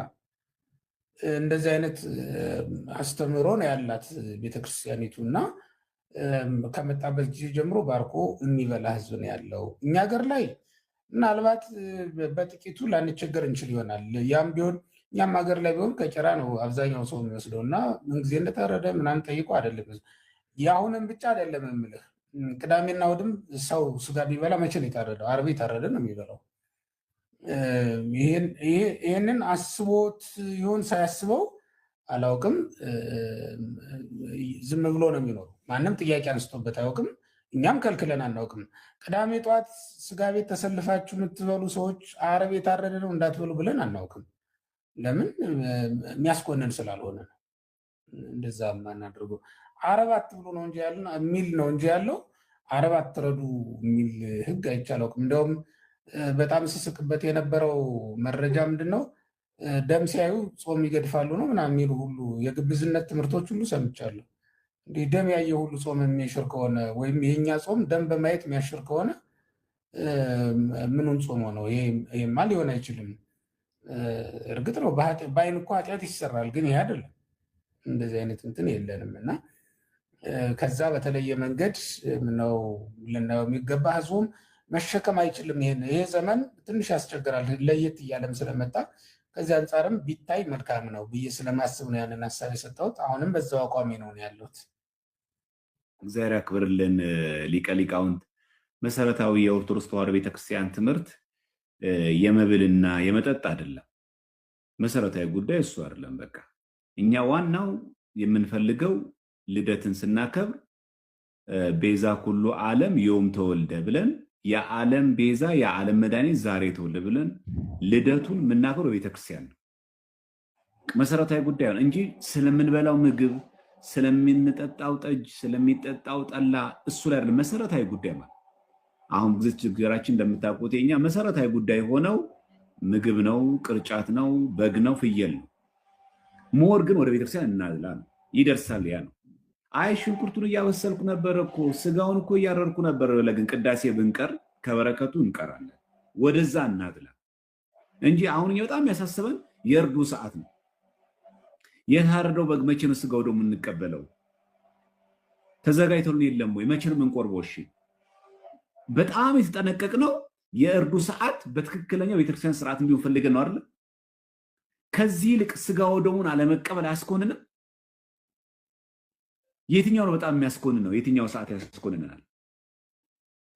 እና እችን ቀን ጠብቆ ልክ ጾም በትክክለኛ አንዳንድ ጊዜ ነው አንዳንድ ሰው እስከ 9 ሰዓት ሲጾም እንደነበረ አስመስሎ አንድ ቀን ስትቀር ዛሬ ጾም አለው ጾም የለውም ብሎ ልክ ጾሙ እንደናፈቀው ለምን ዋሻለን? ቅበላ የት ነበርን? አሁን ጾሙን ልንፈታ ስንል የት ነው እየሆን ያለ ነው? ይህን እያወቅን ልክ ጾሙ እንደ አለቀብን ብለን ልክ ጾሙ እንዳጓጓን መስለን ይጾማል አይጾምም ብለን ማለት በጣም አጓጉተን ማለት ነው። አንዳንድ ሰው በጣም የሚገርመው ሁኔታ ለማካካስ ነው፣ ኮምፐንሴት ለማድረግ ነው፣ ለማካካስ ያችን ሲበላ ዝም ብሎ የገና ጾም እኮ ብዙም እስከ 9 ሰዓት እኮ አይደለም ችግር የለውም ብሎ ሲበላ የነበረ ሰው አካክሶ ልክ በብልጣ ብልጥነት ማለት ነው ያችን ቀን አካቶ ሊበላ ምናምን ማለት ነው። እኔ አሁን የኔታ ያሉትን ነገር ባጭሩ ለማንሳት ያክል በአሃታ ቤተክርስቲያናት በሶሪያ አድቬንት ይባላል፣ ጾመ ነቢያት አድቬንት ይባላል። የሚጾመው ይሄ ጾም ማለት ነው በሶሪያ ቤተክርስቲያን እስከ 40 ቀን ይደርሳል። አንዳንድ ጊዜ ደግሞ 15 ቀን የምታደርግበት ጊዜ አለ እና ይሄ ጾም እኛ የምንጾመው 7ቱን አጽዋማት በሶሪያ ኦርቶዶክስ ቤተክርስቲያንም የሚጾም ጾም ነው። ቀጥሎ የሚጾመው በአርመን ኦርቶዶክስ ቤተክርስቲያን ነው። በአርመን ኦርቶዶክስ ቤተክርስቲያንም ጾመ ነቢያት ወይ ደግሞ የገና ጾም ይጾማል፣ አይቀርም ይሄ ጾም ማለት ነው። እነሱም ከዲሴምበር 30 እስከ ጃንዋሪ 4 ድረስ ይሄን ጾም ይጾሙታል። የአርመን ኦርቶዶክስ ቤተክርስቲያን ማለት ነው። ቴዎፋኒያ ይሉታል፣ ጸዋሪ እግዚአብሔር ይሉታል። ልክ አሁን እኛ ጋር እንደምንለው ማለት ቅድም ኔታ እንዳነሱት የአርመን ሐዋርያት ቤተክርስቲያን ናት። ቲዮ ማለት ጌታ አይደለ? ፋኒያ ማለት ደግሞ መገለጥ። ስለዚህ የመገለጥ ነው ብሎ ጋር ነው ብለው ግን ከዲሴምበር 30 ጀምሮ እስከ ጃንዋሪ 4 ድረስ ባለፈው አንስቼው ነበር ለነበራችሁ ሰዎች ላይቭ ላይ ይጾሙታል። በጣም የሚገርመው ግን ኔታ እንደውም የኛ ጾም በጣም ትንሽ ነው። ለምን መሰሎት? ይሄን ምሎት ለምሳሌ እኛ አሁን ደመራን ስናከብር አንጾምም፣ ግን እነሱ ዘ ፋስት ኦፍ ዘ ኤግዛልቴሽን ኦፍ ዘ ሆሊ ክሮስ ክሮስ መስቀል የተገለጠበት ቀን ብለው ከሰኞ እስከ ዓርብ ይጾማሉ። የሚገርመው የደመራን በዓል ማለት ነው የመስቀል በዓል ጾም ይጾማል። በጣም የሚገርማል። እኛ ምን ጾም 7ቱን አጽዋማት እንደተጠበቀ ሆኖ ማለት ፍልሰታ ጾም ላይ ስለዋለብን ነው እንጂ እኛ አሁን የደብረ ታቦርን አንጾምም። ደብረ ታቦር ጾም አላቸው እነሱ 5 ቀን እንደዚህ ይጾማሉ። እነዚሁ የአርመን ኦርቶዶክሶች ማለት ነው። እና ብዙ ጊዜ እኛ ጋር 7 አጽዋማት ያለው እነሱ ጋር ግን 10 አጽዋማት አለ በአርመን ኦርቶዶክስ ቤተክርስቲያን። ያውም ደግሞ ምግብ ውስጥ ዘይት፣ መጠጥ ውስጥ ወይን መጠጣት በጾም ወቅት ተከልክሎ ማለት ነው። በማላንካራ ማለት ነው በህንድ ኦርቶዶክስ ቤተክርስቲያን ደግሞ ይሄው ልክ እንደዚሁ የገና ጾም ይጾማል። ከሌሎቹ አሃት ከሶሪያ ከአርመን የህንድ ኦርቶዶክስ ቤተክርስቲያን የገና ጾምን ለ25 ቀን ጾመዋለች። ያ ማለት ከዲሴምበር 1 ጀምሮ እስከ ክሪስማስ ብለው እስከሚያከብሩ እስከ 29 ድረስ ማለት ልብ በሉ። የማላንካራ የህንድ ኦርቶዶክስ ቤተክርስቲያን ከዲሴምበር 1 ጀምራ ለ25 ቀን አድቬንት ፋስት ብላ ይህንን ጾመ ነቢያትን ጾማለች። በተመሳሳይ ኮፕቲክ ግብፅ ማለት ነው የግብፅ ኦርቶዶክስ ቤተክርስቲያንም ይህንን ጾም ትጾመዋለች። ኢቭን ወደ ምስራቆች ደግሞ እንሂድ፣ እነ ሩሲያን ጨምረን ማለት ነው። የምስራቅ ኦርቶዶክስ ቤተክርስቲያን እነ ሩሲያ፣ እነ ዩጎዝላቪያ፣ እነ ዩክሬን ጨምረን ጾመ ነቢያትን ይጾማሉ። ፍስካቸውም እንደኛ ነው። እንደምታውቁት ፑቲንም ራሱ ይህንን ጾም ያው እንግዲህ ጾሞ ቄስ ሆኖ ሲቀድስ ታዩታላችሁ ማለት ነው። እኔያው ጾመ ነቢያት በአሃታ ቤተክርስቲያናት ሁሉ የሚጾም ዘናቲቪቲ ፋስት ወይ ደግሞ ዘ ፋስት ኦፍ አድቬንት ብለው የሶሪያም የአርመንም የህንድም የግብፅም እኛም ኢትዮጵያ ከእንዳ ደግሞ ኤርትራን ጨምረን ይህን ጾም እንጾመዋለን። መለካያን ጭምር ይህን ጾም ጾማሉ። ዕለታቸውን እንደኛ ነው። የመለካ የሚገርመው ልክኛውን ገናን ሮብ ቀን ስናከብር የሩሲያ ቤተክርስቲያን ልክ ሮብ ቀን በዛን ቀን ይከበራል፣ ያከብሩታል ማለት ነው። ስለዚህ ይህንን ቀን የማያከብር ይህም በዓለም የማያከብር በእነሱ ዘንድም የለም። ይህን ጾም እንጾማለን። ምናልባት የኔታ ከዚህ ጋር አያይዘው ብዙ አወራው፣ በጣም ይቅርታ። እርስዎ ትንሽ ይሄድበት ስላሉኝ ነው ትንሽ ነገር ያልኩት። እርስዎን አስቀምጬ ብዙ ማውራት በጣም ይቅርታ ይደረግልኝ። ምናልባት እንደው እዚህ ጋር መካት ያለበት ከክሪስማስ ጋር ተያይዞ ፈረንጆች የሚያከብሩት አለ። ይሄ ከእንትኖቹ ጋር ማለት ነው ግኖስቲኮች ሁለት አምላክ አለ ይህን ዓለም የፈጠረው ወንዶችን ፀሐይን ብርሃን የፈጠረው ደጉ አምላክ ነው፣ ሴቶችን ጨለማን የፈጠረው ደግሞ ክፉ አምላክ ነው ብለው ልክ የፈረንጆቹ ይሄ ጭጋግ ምናምን የቆየበት ጊዜ ደጉ አምላክ ጽድ ውስጥ ነው የሚቀመጠው። ለዛ ነው ጽድ ውስጥ እነሱ ክሪስማስ አድርገው ብርሃን ዲም ላይት የሚያደርጉት። እኛ ሀገር ደግሞ ጥጥ እናደርግ የለ በረዶን ለመግለጽ ነው። ጥጥ ነጭ ስለሆነ በረዶም ነጭ ስለሆነ ያ ማለት ነው የክረምቱን የጭጋጉን የፈረንጆችን ዓመት ክፉ አምላክ እየመራ ይሄን ዓለም የፈጠረ ሁለት አምላክ ብለው ማለት ነው። ልክ የፈረንጆቹ ይሄ ዲሴምበር አልቆ ጃንዋሪ ሲጀምር ያ ማለት ወገግታው ሲመጣ በረዶዋማው ጊዜ ሲያልፍ ደግሞ ደጉ አምላክ ከጽድ ይወጣና ይሄን ዓለም ያስተዳድራል። እኛ ደግሞ ክሪስማስ ለን ደግሞ ያው እንደምናውቀው ከየሱቁ ምናምን ባይሆን በውድ ዋጋ ያው ዲም ላይት ያለው እናበራለን። እነሱ ሁለት አምላክ አለ ብለው ከዛ ምን ያደርጋሉ? ይሄንን በዓል ያከብሩታል ማለት ነው። ሳንታ ክላውስ ነው፣ ቅዱስ ኒኮላውስ በእኛ ስንክሳር ላይም አለ። ደጉ አባት ስጦታ የሚሰጠው አባት እሱን በመጥቀስ እነሱ ግን ለዛ ዓላማ ይጠቀሙትና ያውሉታል። እና በእኛ ቤተክርስቲያን ክሪስማስ እንዴት ነው? አሁን ፈረንጆቹ ከዚህ አንጻር ነው የሚናገሩት። ዲም ላይቱ ምኑ የሚናገረው ከዚህ አንጻር ነው የሚነገረው። እነሱ ያከብሩት ደጉ አምላካችን በጽድ ውስጥ ነበረን። ከጽድ ከዛፎች ሁሉ ማይደርቅ ነው፣ በክረምት በበጋ ማይደርቅ ነው።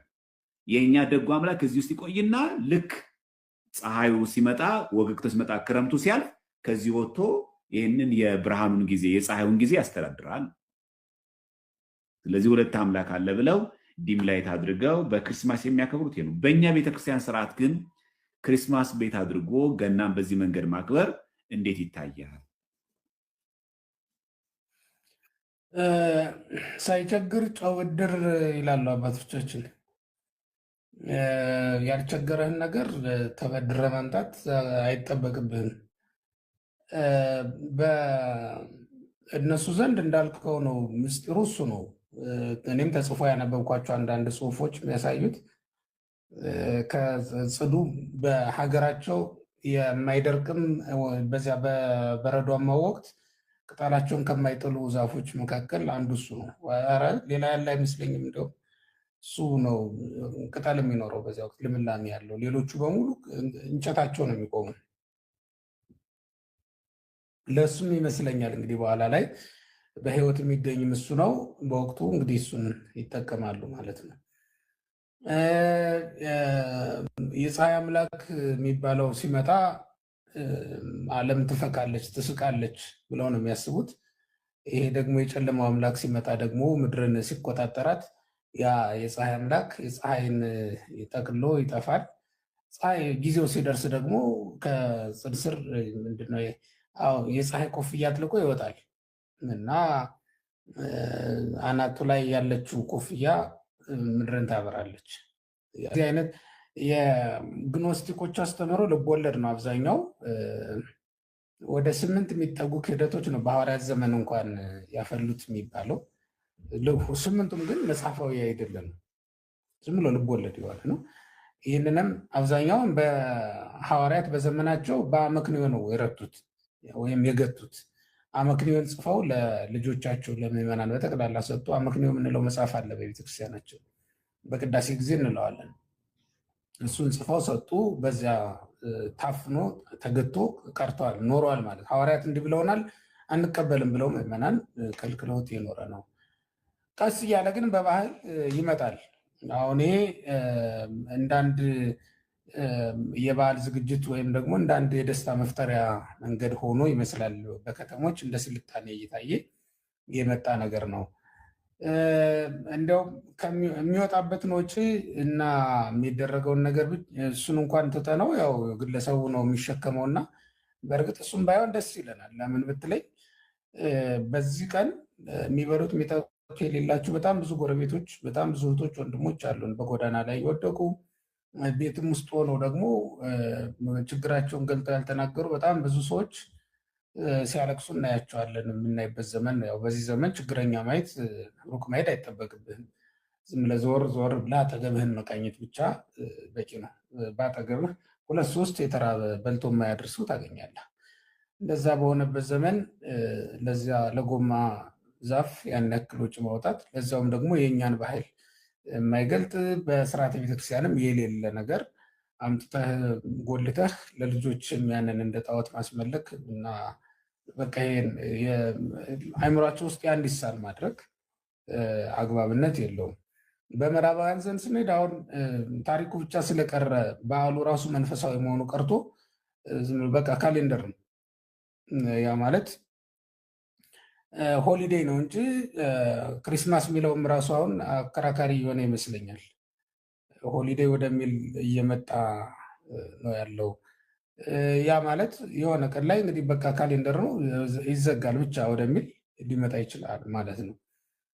ይህንን ያመጣው ወደ ሌላ ሃይማኖት ሄደው አይደለም፣ ዓለማዊነቱ ነው።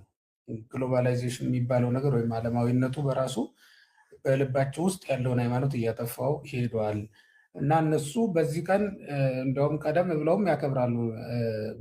በዓል የሚያከብሩት ቀደም ብለው ነው። ለአንድ ሳምንት በደንብ ነው የሚያከብሩት፣ ሰፊ ጊዜ ያከብራሉ። ግን የሚያከብሩት በቤተ እግዚአብሔር አይደለም፣ ወይም ክርስቶስ በተወለደበት ስፍራ አይደለም የሚያከብሩት፣ ሌላ ቦታ ነው የሚያከብሩት። እኔ ምናልባትም እንደ ሄሮድስ ሕፃናትን እያስፈጀ አይደለ ሄሮድስ የዛን ቀን የነበረው። በአንድ ጎን መላእክት ከሰው ጋር ይዘምራሉ፣ በአንድ ጎን ደግሞ አጋንንት ሰው ያስጨፈጭፋሉ። እንደዚያ ነው የነበረው እና በየቦታው የዝሙት ዓለም ተፈጥሮ ሕፃናት ሳይቀሩ ክብራቸውን የሚያጡበት፣ የሰው ልጅ ከአጋንንት ጋር አብሮ የሚደንስበት የሚጨፍርበት ዘመን ነው ያ ዘመን። ልክ እንደ ሄሮድስ የሄሮድስ ግብር ነው በሌላ መንገድ እየተተገበረ የሚገኘው ማለት ነው። እና እነሱ እዛ ላይ ነው ያሉት። ወደ ቤተ መቅደሶቻቸውም ዝግ ናቸው፣ የዛን ቀን የማይከፈቱም ማለት ነው። እኛ ግን ምን ቸግሮን ነው? እኛ ዕጣኑ የሚታጠንበት መስዋዕቱ የሚቀርብበት ስፍራ አለን። አብረን ከመላእክት ጋር መዘመር የምንችልበት ዘመን ላይ ነው ያለ ነው። ይልቁንስ እውነት ለመናገር ነገሮቻችን ሁሉ ሃይማኖታዊ የሆነው ነገር ሁሉ ዓለማዊ የሆነ እንዳይመጣ እና ዝም ብሎ ልምድ ብቻ እንዳይሆን መጠንቀቅ ይኖርብናል። በተለይ በክርስቶስ የሚያምን ማንኛውም ሰው መጠንቀቅ ያለበት ክርስቶስን ሊያስታውሰንን የሚችል ነገር በጠቅላላ ዓለም እየወሰደች የራሷ እያደረገችው ነው ያለችው እና የቆመ ሐውልት እያደረገችብን ነው ያለችው። ከዚያ በኋላ ምንድን ነው የሚሆነው? ያ ስነ በዓል እየሆነ ነው የሚመጣው ማለት ነው። ስነ በዓል እየሆነ መጣ ማለት ምንድን ነው?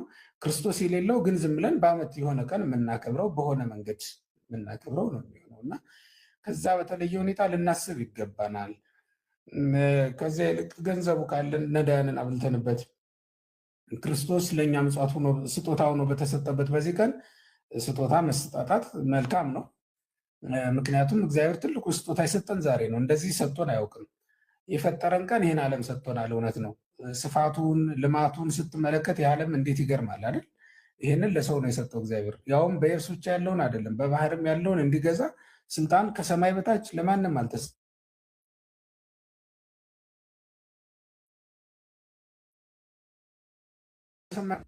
ያሉትን ሁሉ የሚቆጣጠርበት ጥበብ እኮ ነው የገለጠለት እግዚአብሔር። ተመልከት፣ ፀሐይ፣ ጨረቃን፣ ከዋክብትን መውጫ መግቢያቸውን በደንብ ሰፍሮ ቆጥሮ ያውቀዋል የሰው ልጅ። ይህን ሁሉ ጸጋ ለሰው ሰጥቷል እግዚአብሔር። ግን በዚህ ቀን የሰጠንን የሚያክል ጸጋ አልሰጠንም። በዚያ ሁሉ ዘመን ማለት ነው። በ5500 ዘመን ሁሉ ይህ አልነበረንም። ምክንያቱም አሁን በዮሐንስ ምዕራፍ 3 ላይ እንደምንመለከተው እግዚአብሔር አንድያ ልጁን እስኪሰጥ ድረስ ዓለሙን እንዲሁ ወዶታል። ዓለሙን እንዲሁ ወዶታል ብሎ ስጦታው ምንድን ነው ትለኝ እንደሆነ አንድያ ልጁን እስኪሰጥ ድረስ፣ ከዚህ በላይ የለም ማለት ነው። በጣም እግዚአብሔር ወልድ ብንል ራሱን ነው የሰጠን፣ እግዚአብሔር አብ ብንል ልጁን ነው የሰጠን፣ ቅዱስ መንፈስ ቅዱስ ብንል በወልድ ተገልጦልናል፣ አይተነዋል ማለት ነው። እና ተጸንሶ እንዲወለድ ደግሞ ያደረገ መንፈስ ቅዱስ ድንግል በድንግልና ጸንሳ በድንግልና እንድትወልድ ያደረገ መንፈስ ቅዱስ ነው ማለት ነው። በዚህ መንገድ ስንመለከተው የእግዚአብሔርን ትልቁ ስጦታ የተቀበልንበት ቀን ነው። በእርግጥም የስጦታ ቀን ቢባል መልካም ነው። እንደዛም ከሆነ ግን መንፈሳዊ ስጦታ ነው። አሁን እንግዲህ እግዚአብሔርን ተቀብለናልና እኛም ራሳችንን ለእግዚአብሔር መስጠት ነው የሚገባን፣ ወይም ለእግዚአብሔር ነው ስጦታ የምናዘጋጀው ማለት ነው። አሁን አንተ ሰብአ ሰገልን ሆነ ክርስቶስን ቤተልሔም ሄደህ አታገኘውም። የምታገኘው የት ነው? ነዳያን ዘንድ ነው የምታገኘው ማለት ነው። ክርስቶስን የምታገኝበት ስፍራ ላይ ትፈልገዋለህ፣ ታገኘዋለህ። ልትሰጠው የሚገባህን ነገር ባገኘህበት ቦታ ትሰጠዋለህ። እንደዚያ ባለ መንገድ ነው ቅዱስ ኒቆላዎስም የሚታወሰው። እንደዛ ነው። የታኅሳስ 10 ስንክሳር ላይ ይመስለኛል ያለው። የእሱንም ታሪክ በማንበብ ልክ እንደሱ ለመሆን ነው መሄድ ያለብን። እንደዛ ባለ መንገድ ነው። በጎ በጎን እንያዝ፣ ክፉ ክፉን ደግሞ እየተውን እንዲያውም ለልጆቻችን እኛ ያቆየነው ጥሩ ነገር መስሏቸው በመካከል በአባቶቻችንና በልጆቻችን መካከል እኛ አለን አይደል? ስለዚህ መካከል ላይ ከአባቶቻችን ያልተቀበልነውን ሰጠናቸው ብንሄድ አባቶቻችን ይሰጡን ብለው ይዘውት ነው የሚቀጥሉት። ስለዚህ መጠንቀቅ ያስፈልጋል። በዚህ ዘመን ያለን ሁላችን ዛሬ ወጣቶችን ብንሆን ነገ አባቶች ነን። ስለዚህ ለነገዎቹ ልጆች እኛ አባት ነን፣ ለትናንትናዎቹ ነው እኛ ልጆች የምንሆነው። ስለዚህ የነገውን አባትነታችሁን አስባችሁ ተጠንቅቃችሁ ነው ማድረግ ያለባችሁ ማንኛውንም ነገር። ሌላው ቀርቶ ቤታችሁ የምታደርጓቸውን እያንዳንዱን ሰዓት ለቀጣዩ ትውልድ ስትሉ እባካችሁ፣ ለቀጣዩ ትውልድ ስትሉ እንኳን መንፈሳዊ ሆኑ፣ ለቀጣዩ ትውልድ ስትሉ እንኳን በክርስትና ትእዛዝ መሰረት አድርጉት። ማንኛውንም ነገር ለነገው ትውልድ ለሚመጣው ትውልድ ስትሉ በጥንቃቄ ትእዛዝ እግዚአብሔርን ከቤታችሁ አታጥፉት። እኔ አደራ የምለው እሱን ነው። የነገው ትውልድ ቤቱ ካላገኘው ከኛ እጅ ካልተቀበለው ሊቀጥልበት ስለማይችል ማለት ነው። እና አለባበሳችንንም ጨምሮ ልክ እንደዛው የክርስትናን በዓላት በክርስትና አለባበስ ብንገልጣቸው፣ ወይም አሁን በሰው ሰውኛው የራሳችን ባህል፣ የራሳችን ሃይማኖት፣ የራሳችን መገለጫ የሆኑ ነገሮች በጠቅላላው በአለባበስ የሚገለጡበት ጊዜ አለ፣ በአነጋገር የሚገለጡበት ጊዜ አለ፣ በአጨዋወት የሚገለጡበት ጊዜ አለ። ሆኖም ግን ክርስትና ከሁሉም በላይ ነው። ከነገድ፣ ከቋንቋ፣ ከዘር፣ ከምን ሁሉ የተለየ ነው ክርስትና። ምክንያቱም መላእክት የማንም ነገድ አባል አይደሉም። ክርስትና ወይም ሃይማኖታችን ደግሞ ከማን ጋር ነው የሚያስተባብረን? ከመላእክት ጋር ነው የሚያስተባብረን። የሚያቆምን ከመላእክት ጋር ነው። ክርስቶስ ከቋንቋ፣ ከዘር፣ ከነገድ ሊዋጀን ነው የመጣው። እኛ ክርስቶስን የምታስመስለን ሃይማኖት ነው እንጂ ያለችን የማንንም ዘር የማንንም ነገድ የምታስመስል ሃይማኖት የለችንም። በመጀመሪያ መረዳት ያለብን ወንጌል እኛ ሀገር አልተጻፈም፣ ክርስትናም እኛ ሀገር አይደለም የተጀመረው። ያ ማለት ማንም ነገድ ማንም ቋንቋ በእኛ ሀገር ያለ የጀመረው አይደለም ለማለት ነው። የምንለብሳቸውን ልብሶች፣ የምናደርጋቸውን አባባሎች ከእግዚአብሔር የተቀበልናቸውን እንጂ ከምድር ያገኘናቸውን አይደለም ማድረግ ያለብን የሚለውን ነገር ነው መናገር የፈለግኩት። እግዚአብሔር ይስጥልኝ። በድጋሚ ቃሎት ያሰማልን። እንግዲህ ሊቀ ሊቃውንት ስምዐኮነ መላክ ዛሬ እንግዲህ የተገኙልን የገናን በዓል አከባበር በተመለከተ እና ጾመ ገሃድን በተመለከተ ብዙዎቻችን በተለይ በብዙ ክርስቲያኖች ዘንድ ውዝግብ ሲነሳና በተለያዩ ደግሞ አካላት የተለያዩ ምላሾች ሲሰጡ ወጥነት ባለው መንገድ በዓሉ እንዴት ማክበር እንዳለና እንዴት ማሰብ እንዳለብን እንድናውቅ ነው። ባጭሩ የገና ጾምን እንጾማለን። ጾመ ነቢያት ነው። በቤተክርስቲያናችን ጾማል። ይሄ ጾም ለ44 ቀናት በምስራቅ ኦርቶዶክሶች በነ ሩሲያ ማለት ነው፣ በነ ጆርጂያ፣ በነ ዩክሬን፣ በነ ዩጎዝላቪያ በእነዚህ ለ40 ቀን ይጾማል። በህንድ ኦርቶዶክስ ቤተክርስቲያን ለ25 ቀን ይጾማል። በሶሪያና በአርመን ደግሞ ለ15 ቀን የሚጾም ነው። በኤርትራ በኢትዮጵያና በምስራቅ ኦርቶዶክሶች ደግሞ ለ40 ቀን፣ እኛ 44 ቀን ነው እንጾማለን ማለት ነው። የቅዱስ ኒቆላዎስ ታሪክ ስንክሳር ላይ ታስተሳስራላችሁ። ኒቆላስ ማለት የህዝብ አሸናፊ ማለት የስሙ ትርጓሜ ይህን በተመለከተ አለ። ጾመ ገሃድን በተመለከተ ቅድም የኔታ እንዳብራሩት ጾመ ገሃድ አርፍዳችሁ ለገባችሁ አንደኛው ጋድ ማለት ነው። ከ12ቱ የያዕቆብ ልጆች መካከል አንዱ ጋድ ነው። ጋድ ማለት ምትክ ማለት ነው። ስለዚህ ሮብ ቀን ምንፈስካው ፋሲካ የሚሆነው ማለት ነው። ማክሰኞ ቀን እንጾማለን። ስለዚህ ጾምም ነው ሲጀመር። በጾም ላይ ጾም፣ በበዓል ላይ በዓል እንደሚደረግ ቅድም የኔታ በጥቅስ አስረድተውናል። ስለዚህ ዕለቱን ጋር ተብሎ የምንጾምበት ምክንያት ለእሮብ ቀን ስለሚፈሰሩ፣ ስለዚህ እሮብና አርብ ጥምቀትም ገናም ቢሆን ስጋ ይበላል፣ ይፈሰካል ማለት ነው። ይፈሰካል። ቅዳሴያቸውን ሌሊት ነው። ለምን? ጌታ የተጠመቀው ሌሊት ነው። ጌታ የተወለደው ሌሊት ነው። ፋሲካም ልክ እንደዚሁ እንደምታውቁት ሌሊት ነው። ጌታችን ትንሣኤው ሌሊት ስለሆነ ስለዚህ የዛን ቀን በቤተክርስቲያን በቅዳሴ ስጋው ደሙን በመቀበል ማክበር አለብን የሚለውን ነገር የኔታ በደንብ አስተምረውናል። በዛ ደግሞ የገና ክሪስማስ በተመለከተ የኢትዮጵያ ኦርቶዶክስ ቤተክርስቲያን ትውፊትም አይደለም፣ ምንም ያስቀላውጠን ነገርም የለም። ትልቁ ስጦታ ራሳችን ለእግዚአብሔር ከሰጠን ይህን የሚፈልገው አምላካችን በቃ በአጭሩ እግዚአብሔር ለሚፈልገው ይህን ነው። ወርቅ፣ ዕጣን፣ ከርቤ ያቀርበውለት የለም። ስለዚህ እኛ ራሳችን እናቀርብለታለን። እሱ የሚፈልገው እኛን ነው የሚለው መልእክት ነው ዛሬ ሊቀ ሊቃውንት ስምዐኮነ መላክ ያቀረቡልን። ስለዚህ በዝማሬ እናክብረው፣ ስጦታን እንስጠው ለእግዚአብሔር፣ ራሳችን እንስጠው። ራሳችን የለት ትልቅ ነገር የለም። አሳት በኩራት እንስጥ፣ ለቤተክርስቲያን የሚገባውን ነገር እናድርግ። እንዲህ ማድረግ ከቻልን በየቦታው የምናየው ልመና ሁሉ አይኖርም። እኛ የሚገባን ግዴታ ከተወጣን ማለት ነው። እና ሮብ ቀን ፋሲካ ነው፣ ይፈሰካል። የቻላችሁ ሰዎች በዕለቱ ስጋው ደሙን እንቀበል። ያልቻልን ሰዎች ደግሞ ቢያንስ እንኳን በቅዳሴ ቃል እግዚአብሔር በመስማት እናክብረው። ይሄ የቤተክርስቲያናችን መልእክት ነው። ከዛው ይደርሳል፣ የበጉም ስራ ይደርሳል። አንዳንዶቻችን እኮ እምነት በቀጣይ ራሱ ስጋ የሚጠፋ ነው የሚመስለው። እውነት በዚህ ምድር ስለሚጠፋ ካሁን በኋላ ምድር ቶሎ ብላችሁ ጨርሱ የተባለ ነው የምንመስለው። እና በመጠን እናርገው፣ በልክ እናርገው እባካችሁን። በልክ ባለመብላት፣ መጠጥ ብቻ አይደለም፣ በልክ ባለመብላት፣ በመጥገብ ሰው እንዳናስቀይም፣ እግዚአብሔርም እንዳያዝንብን አደራ። ምግብን በመጠኑ እናርገው፣ ዝም ብለን አናግበሱ። ለጤናችንም ችግር ነው እንደምታውቁት። ከእግዚአብሔርም ያጣልናል ስንጠግብ፣ አስቸጋሪዎች ነን። ሰውንም ጭምር ያው በጠጋብ መንፈስ ስለምንሳደብ ከቻልን ካጡት ከተቸገሩ ሰዎች ጋር እናሳልፍ። እንደው በተቻለ መጠን ደግሞ እኔ እንደውም የኔ ቢጤ ብዬ ማስባቸው ቤተክርስቲያን በር ላይ የወደቁትን ሳይሆን አሉ አደለ፣ አንድ ዶሮ ብርቅ የሆነባቸው፣ 1 ኪሎ ስጋ ብርቅ የሆነባቸው ሰዎች አሉ አይደል?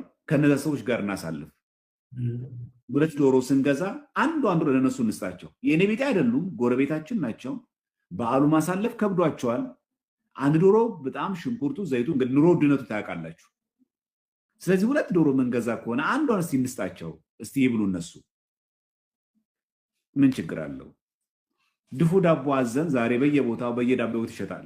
ያንን ድፎ ዳቦ እኛ አድርገን እስቲ እንኩ ብለን ብንስጣቸው፣ በዓሉን በዚህ መንገድ እናውቀውና የኔ ቤጤ ሲባል ቤተክርስቲያን ደጅ ላይ የወደቀ ብቻ አይደለም፣ ሜቄዶንያ የወደቁት ሰዎች ብቻ አይደሉም።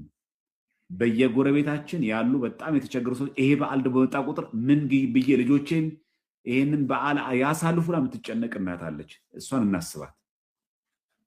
እላይ አትንጠራራ። አጠገባችን ነው ጌታችን ያለው፣ አጠገባችን ያለው። እንደ አባ ብሶይ እንዳይሆን ማለት ነው። በአባ ብሶይ ጊዜ መነኮሳቶቹ እግዚአብሔር ለማየት ወደ ተራራው ሲወጡ ጌታችን ተራራው ስራ ላይ ያገኘዋል። አባ ብሶይ በቀንድ አጠገባችን ያለው ጌታ እና ሩቅ ሳንሄድ በአጠገባችን እንዳለ እንድናውቅ ነው። በተረፈ የቅዱስ ሳንታ ክላውስ ብሎ ፈረንጆቹ ያጣመሙትን ታሪክ የገና ስጦታ አባት ያሉትን የኛ ቤተክርስቲያን ስንክሳር ላይ የተዘገበ ነው። ታኅሳስ 10 ስንክሳር ገብታችሁ ተመልከቱ። ታኅሳስ 10 ስንክሳር ላይ ቅዱስ ኒቆላውስ ይለዋል። በፈረንጅኛ ደግሞ በልሳነ አፍሪኝ ደግሞ ኒኮላስ፣ ሴንት ኒኮላስ ተብሎ የሚጠራው ኒቆላውስ የህዝብ አሸናፊ ማለት ነው። ስንክሳራችን ላይ ታሪኩ ሂደቱ አለ።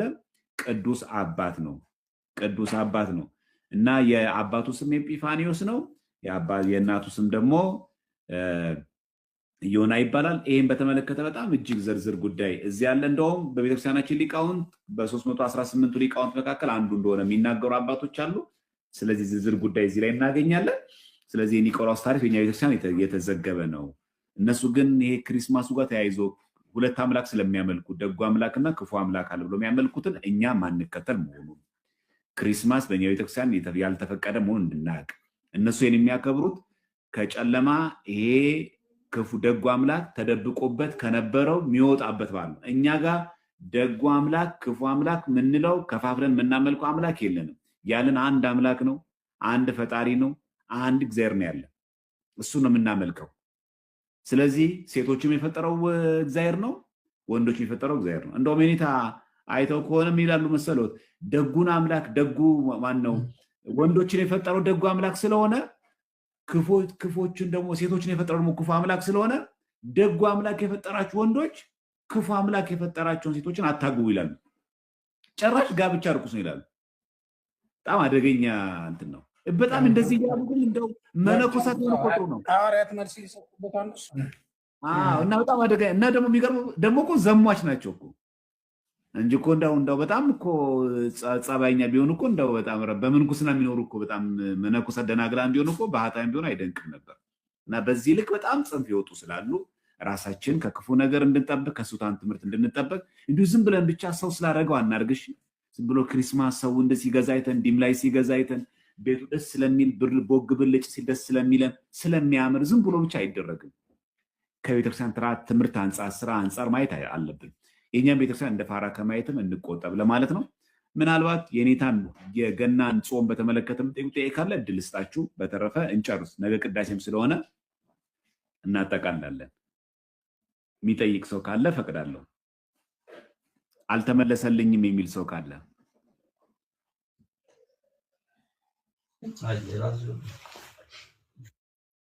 አልተመለሰልኝ የሚል ሰው አለ። የገና ጾምን በተመለከተ የኔታ ልጠይቅ የሚገባኝ ጥያቄ አለ የሚል ሰው አለ።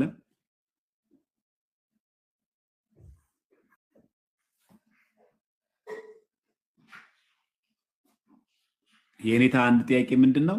የገና ዕለት ክርስትና ቢኖር ቀዳሲው ምን ይሁን? ለገናም ቀዳሾች እነሱ ቢሆኑ ይላል። ማለት የጋር ዕለት ነው ማለት ነው። አዎ ቀዳሲያ እንዴት ነው የሚሆነው? ይሄ ራሱ ቤተክርስቲያኗ ራሷ ልታስተካክለው የምትችለው ነገር ነው የሚሆነው። ሌሊት ስለሆነ የሚቀደሰው ይሄ የመምህራን አስተያየት ነው በነገራችን ላይ እንጂ የተጻፈ አይደለም የምነግርህ አሁን። ምክንያቱም የተጻፈው በማታ እንድንቀድስ ብቻ ነው። ይህንን እዛው በአጥቢያው ላይ ያሉ መምህራን እና ካህናት ሊያስተካክሉት ሊወያዩበት ይችላሉ።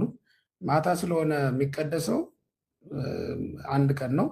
እንደ አንድ ቀን ቆጥረውት አሳድረው ሊቀድሱት ይችላሉ።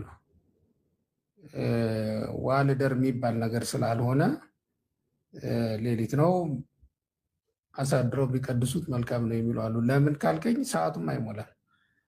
አንዳንድ ቦታዎች ላይ አንዳንድ አስተያየቶች ሰምቻለሁ። ቦታዎች ስልህ ከሰዎች ነው የሰማሁት እንጂ ከቦታዎቹ ከአጥቢያው ካህናት መምህራን አይደለም የሰማሁት።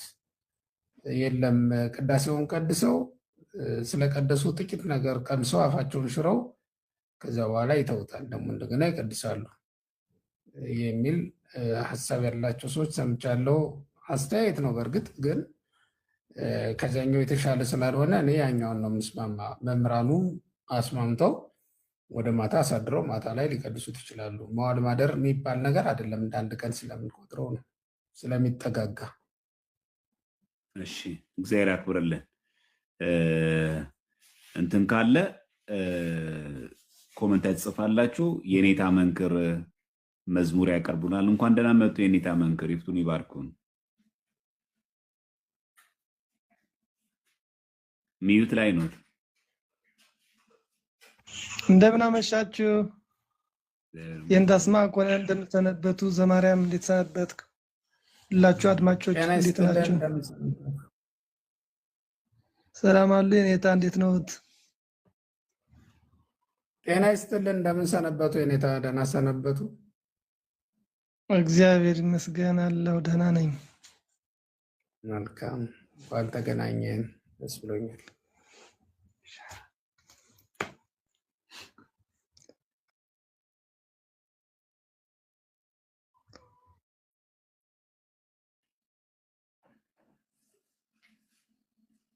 ይሰማዎታል? የኔታ መንክር ኔትወርክ ያዞት መሰለኝ። ሚዩት ላይ ኖት። አይ ሚታርገ ነው መሰለኝ። ይዘምሩልን መዝሙር። ከገናን ዘምር ከጾም ከምን እናርገው? ሁለቱም ያርጉ። እሺ እስመ ለዓለም ምሕረቱ ዘትገብር የማንከ ኢታእምር ጸጋምከ ማይቶቱ ለስጋከ ዓይንከ ውእቱ እመሰ ጾምከ ወጸለይከ ወካዕበ አንከይከ እምሲሳየ አፉከ ሶቢሃኬ ይበርህ ብርሃንከ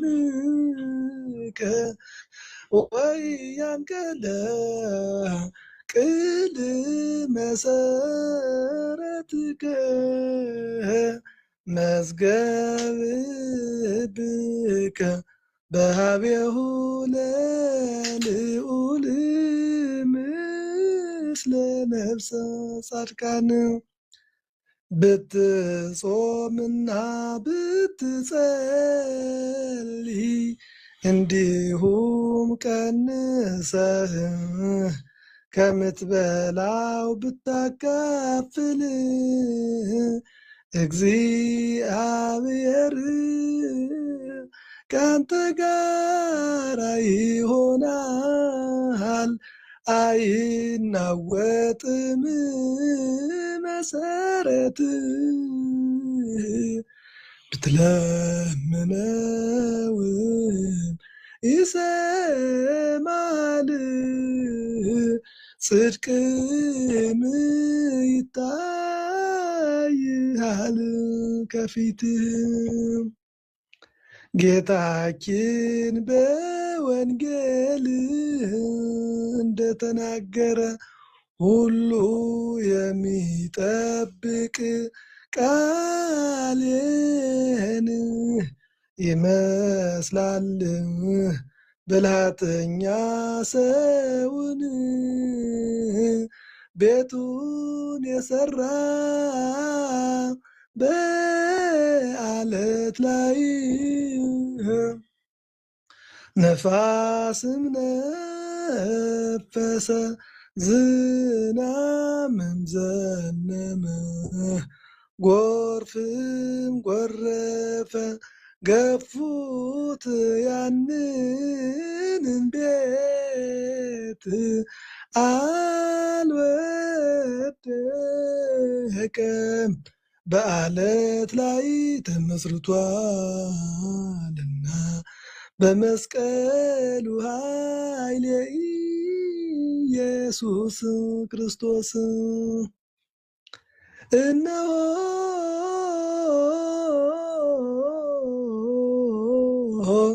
አዲስ ትእዛዝን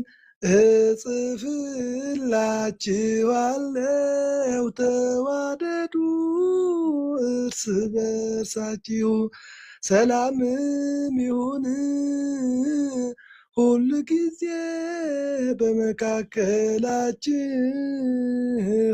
ውደዱ ጠላቶቻችሁን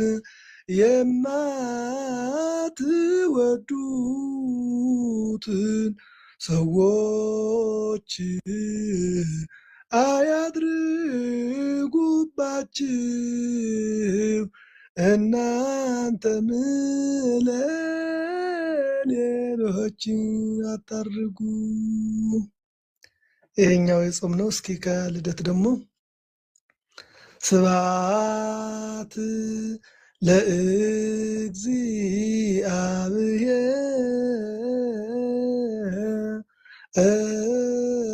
ለእግዚአብሔር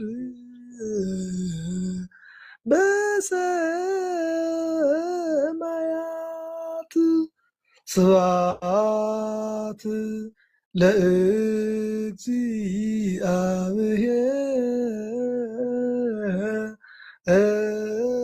ለእግዚአብሔር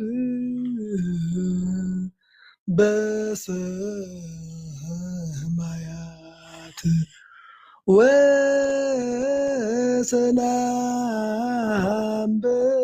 ወሰላም እድር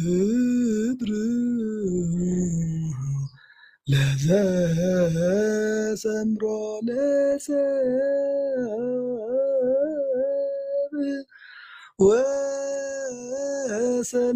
ወሰላም በምድር ለዘሰምሮ ለሰብ ስብሐት ለእግዚአብሔር በሰማያት ስብሐት ለእግዚአብሔር በሰማያት ወሰላም በምድር ለዘሰምሮ ለሰብ ወሰላም በምድር ለዘሰምሮ ለሰብ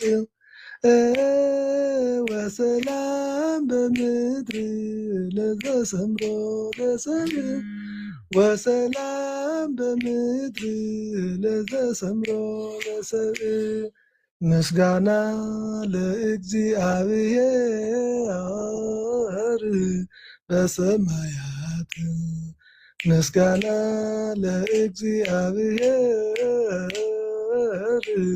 በሰማያት ሰላምን በምድር ለሰው ልጆች ይሁን ሰላምን በምድር ለሰው ልጆች ይሁን ሰላምን በምድር ለሰው ልጆች ይሁን ሰላምም ይሁን ለሰው ልጆች በምድር ምስጋና ለእግዚአብሔር በሰማያት ምስጋና ለእግዚአብሔር በሰማያት ሰላምን በምድር ለሰው ልጆች ይሁን ሰላምን በምድር ለሰው ልጆች ይሁን ሰላምን በምድር ለሰው ልጆች ይሁን ሰላምን በምድር ለሰው ልጆች ይሁን። እንግዲህ ስብሐት ለእግዚአብሔር በሰማያት ወሰላም በምድር ስምረቱ ለሰብእ የሚለው መዝሙር በቤተልሔም መላእክትና ሰዎች አንድ ሆነው የዘመሩት መዝሙር ነው። ከዚህ አንጻር ነው መዝሙሩን ያቀረብነውና ይቆየን።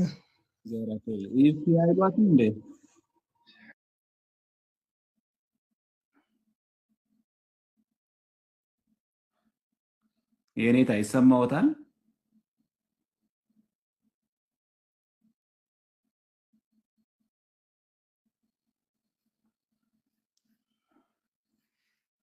ኔትወርክ መሰለኝ ያዛቸው። የኔታ ይሰማዎታል? የኔታ መንክር አቤት እየሰማው ነው። አይ ይብኪ አይበሏታ የመጨረሻ ትባልሳ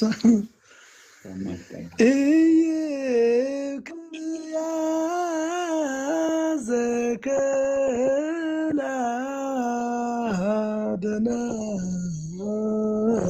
ደናግለ ኢይብክያ ዘከላ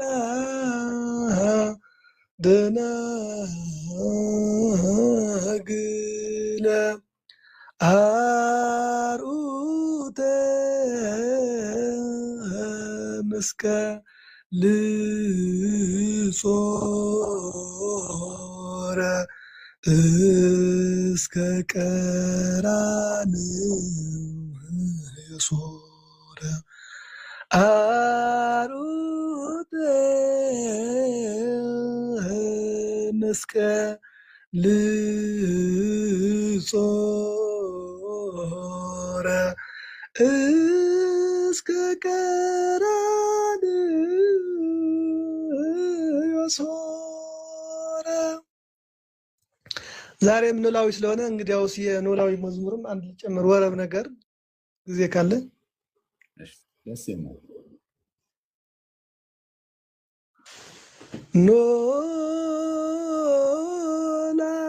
ኖላዊ ትጉህ ኖላዊ ትጉህ ኖላዊ ትጉህ ኖላዊ ትጉህ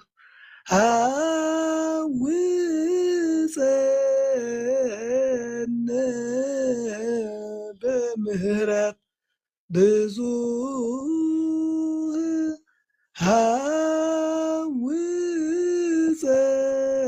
ሐውፀነ በምህረት ብዙ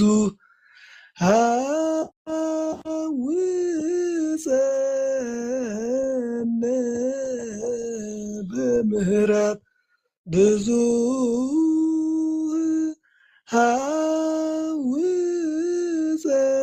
ሐውፀነ በምህረት ብዙ ኖላዊ ትጉህ ዘይትነውን ኖላዊ ትጉህ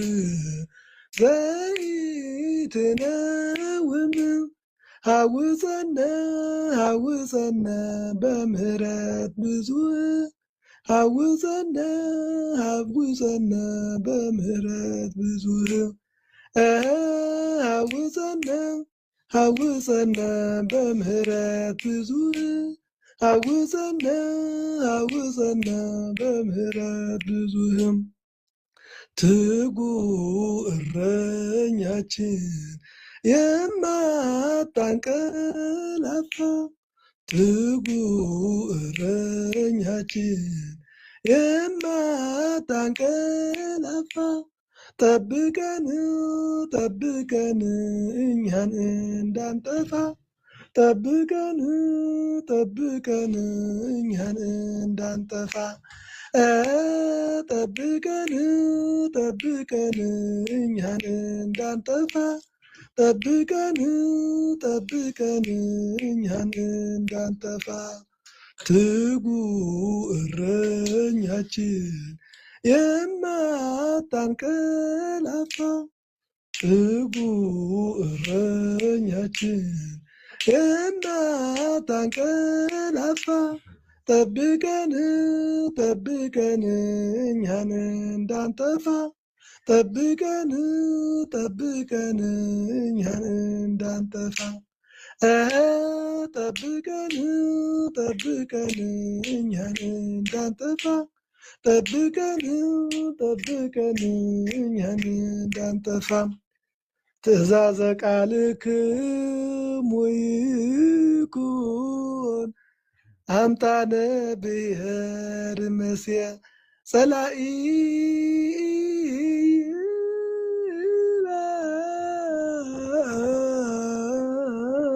ውስተ ቤትየ ሥላሴ ዘከሃ ሥላሴ ዘዝየ በሰላም ድሩ ምስሌየ። ወስብሐት ለእግዚአብሔር። እንግዲህ ሥላሴ በየቤታችሁ ገብተው ከእናንተ ጋር በሰላም ያሳድሯችሁ። ወስብሐት ለእግዚአብሔር። አሜን። ቃሎት ያሰማልን የኔታ መንክር። ለዚህ ጡም ዜማ መድኃኔዓለም ይስጥልን። በእውነት እግዚአብሔር ያክብርልን። በዚህ አጋጣሚ የአማርኛ ዜማ ያሬዳዊ አይደለም ለሚሉ ሰዎች ያሬዳዊ ነው። ይኸው ያሬዳዊ መሆኑን አየነው። በግዕዝም ያን በግዕዝም በአማርኛ ሲዘመር ያሬዳዊ ነው እና የአማርኛ መዝሙር ያሬዳዊ የለም የምትሉ ሰዎች፣ አንዳንድ ሚዲያ ላይ የሚናገሩ ሰዎች ከድፍረት ንግግር እግዚአብሔር አምላክ ሁላችን ይጠብቀን። እግዚአብሔር ያክብርልን። ለእነዚህ ሁለቱ መምህራን ጊፍት ስጡልኝ፣ የሕግና ስጦታ ለእነዚህ ለሁለቱ ስጡልኝ። እግዚአብሔር ያክብርልን። በመጨረሻ ሊቀ ሊቃውንት ስምዐኮነ መልአክ ማጠቃለያ የበዓሉ ምንነት ይሰጡንና እና እንጨርሳለን። ይቅርታ ከሳቸው በፊት ልቅደም። ይቅርታ ያድርግልኝ። ዩቲዩባን እንድታስተዋውቅልኝ ብዬ ነው። እስቲ ድምፀ ያሬድ የሚል ዩቲዩብ አለና እየገቡ ሰብስክራይብ በማድረግ ቤተሰብ እንዲሆኑ ማሳሰቢያ እንድሰጥልኝ ብዬ ነው። ይቅርታ። እሺ አሁን ያሉትን ያው እንግዲህ ተናገሩት እሳቸው ምን ማስታወቂያ ያስፈልገዋል። ከዚህ በፊትም ብያችሁ ነበረ። ድምፀ ያሬድ የሚለው የኔታ መንክር አዲስ በግዕዝም በአማርኛም የሚያቀርቧቸው የቤተክርስቲያናችን ዜማዎች፣ መዝሙሮች አሉላችሁ። ገብታችሁ ሰብስክራይብ ማድረግ፣ እነዚህን አባቶች ማሳወቅ፣ መደገፍ መንፈሳዊ ግዴታችን ጭምር መሆኑን እናውቃለን። ሰብስክራይብ ማድረግ አትርሱ፣ ሼር ማድረግ አትርሱ ለማለት ያክል ነው። ለእነዚህ አሁን ማስታወቂያ መስራትም አይገባም። በእውነት የስንት ጨዋታና ቀልድ ነገር እየተከታተልን ስንቱን ፖለቲካ፣ ስንትን የብሔር የጎሳ ምናምን ነገር ስንት ነገር አይምሯችንን ሊናችን የሚያቆሹ ነገሮች እየሰማናቸው እንደዚህ አይነት ደግሞ ደገኛ ዘማሪያን ሲመጡ ማበርታት ማጠንከር ስለሚገባ ግቡና ድምፅ ያሬድ የሚል ታገኛላችሁ ዩቲዩብ ላይ። ሼር በማድረግ ሰብስክራይብ በማድረግ እንድታግዟቸው እንድታበረቷቸው ለማለት ያክል ነው። ሊቀ ሊቃውንት ይቀጥሉ። ስማኮ ለማለት እሺ፣ የኔታን ቃለ ሕይወት ያሰማልን። እንግዲህ እንደተባለውም ቪዲዮቸውን እየገባን ሁላችንም ብንመለከት የምንጠቀመው እኛ እንጂ እሳቸው አይደሉም እና ስለዚህ ሁላችንም እየገባን እንጠቀም የሚል መልእክት አለኝ። እኔም እንደዛው ወደ 276 ቪዲዮዎች እንዳሉ ይናገራል። ርዕሱ ላይ 14500 ሰው ብቻ ነው ያለው። በአንተ ገጽ እንኳን በአንተ ቤት ሲተዋወቅ ብዙ ቀን ሰምቻለሁ። ስለዚህ ሰው ሰምቶ ዝም ብሎ የሚሄድ ልምድ አለው ማለት ነው። ተሰምቶ ዝም ብሎ አይታለፍም። ለማንኛውም ለወደፊቱ ይሄ በቀላሉ ወጪ ሳናወጣ ላይክ አድርገን ሰብስክራይብ አድርገን የምናልፈው ነገር ስለሆነ እንደ አስፈላጊነቱ የምንመለከትበትን ጊዜ ደግሞ ይመጣልና እሱን ማድረግ ጥሩ ነው እላለሁ። ከዚያ ውጭ ግን እንግዲህ አንተንም በጉባኤ ያጽናህ፣ በዚህ መንገድም ደግሞ እንድናስተምር ምክንያትም ስለሆንክን እናመሰግናለን። ሁላችንም አጠቃቀሙንም በደንብ ስላለመድነው ነው እንጂ ብናስተምር ስለሚከፋን አይደለም የማንገኘው። እንዲሁም ደግሞ በልዩ ልዩ ምክንያት በትኩረት ሰጥተን በዚህ መንገድ ማስተማር ባለመቻላችን ነው የጠፋ ነው። እናንተ ግን ትኩረት ሰጥታችሁ በሚገባ እዚህ ላይ ደግሞ የሚገኙትን ወንድሞቻችንን እህቶቻችንን ቃለ እግዚአብሔር ስለመገባችሁልን ጥሩ ምንጭ ስላጠጣችሁልን እናመሰግናለን። በመኖራችሁ ነው እኛም ብቅ ያልነውና ለማለት ነው። ከዚያ ውጭ እንግዲህ በዓሉ እየደረሰ ነው። ለስጋ ብዙም አትጨነቁ። ብንበላም ባንበላም በጣም ጠግቦ ያደረ የሚጸድቅ፣ በጣም ደግሞ ሳይበላ ወይም ጥሩ ምግብ ሳያገኝ የቀረ የሚኮነንበት ዓለም አይደለም የእግዚአብሔር መንግስትና እግዚአብሔር ለፍርድ ሲመጣ የሚጠይቀው ስንት ታርድ ነበር፣ ስንት ትበላ ነበር፣ ደሞዝ ምን ያህል ነበር ብሎ አይደለም እና የምንለብሳቸውን ልብሶች ብራንዱን ምኑን ጠይቆ አይደለም መንግስተ ሰማያት የምትሰጠው። ብዙ አትጨነቁ ለዚህ ለማለት ነው። ቀለል አድርጋችሁት እዩት ይህንን ዓለም በጠቅላላው። ከአፈር ተገኘን፣ አፈር በልተን አፈር ለብሰን ነው የምንኖረው። መጨረሻም ላይ ወደ አፈርነት እንለወጣለን ሁላችንም ማለት ነው። በዚያ ልክ አርጋችሁ ልትመለከቱት ይገባል። ብዙ የቀረብን እንዳይመስላችሁ ለማለት ነው። አትዘኑ። መብላት መጠጣት የግድ የሚያስፈልግ ስለሆነ ግን የምንበላውን የምንጠጣውን መድኃኒዓለም እንዳያሳጣን ደግሞ መጸለይ ይገባል። የእኛም እንኳን ካለን ለሌላቸው ደግሞ መጸለይ እንዲሁ መለመን ይገባል። ቅድም አንተም እንዳልከው እኔ በቅርብ በሁለት ቀን ውስጥ እንኳን የገጠሙኝ አንድ ሁለት የሚገራርሙ ሰዎች፣ የማትጠብቃቸው ሰዎች ናቸው። እንግዲህ ለልጆቻቸው የሚያቀምሱት እንኳን እስከ ማጣት ድረስ ደርሰው ከእንባ ጋር ሁሉ የነገሩኝ ሰዎች አሉ። እና ልክ እንደዚሁ አጠገባችን ላይ በጣም በማንጠብቀው ሁኔታ ከፍተኛ የሆነ ረሃብ አለ እና እየተሳሰብን ይህንን በዓል እናክብረው። እግዚአብሔር እንዳሰበን ሁሉ እኛም ደግሞ ሌሎችን ልናስብ ይገባል የሚል መልእክት ነው ያለኝ። እንደው በግልጽ አደባባይ ላይ የወጡት ቤተ እግዚአብሔር የወደቁትንም የሚረዳቸውም አለ። ይሄ ማለት ግን እዚያም ያሉትን እነዚህንስ ይረዳቸዋል እያላችሁ እንድትተዋቸው አይደለም። እንደው አለ አይደል ጠግበን እግዚአብሔር እንዳናሳዝነው ነው እንጂ እንደው እናንተም ልጆቻችሁን ቀምታችሁ ለማለት አይደለም። እንደው ጠግበን ግን የበለጠ እኛ ከፈለግነው በላይ ወይም ከፈለግነው በላይ ላይሆን ይችላል፣ ግን ከሚያስፈልገን በላይ አድርገን ስንውል ሌሎቹ ደግሞ ምንም በሌለበት ሁኔታ ውስጥ ሊኖሩ እንደሚችሉ ያ ማለት መደበኛ ኑሮ እንኳን የሌላቸው ማለት የበዓሉን እንተውና መደበኛ ኑሮ እንኳን የሌላቸው ለልጅ እንኳን መኮረኒ ቋጥሬ ትምህርት ቤት መስደድ አልቻልኩም ያለኝ ሰው አለ በእነዚህ 2 ቀናት ውስጥ ማለት ነው።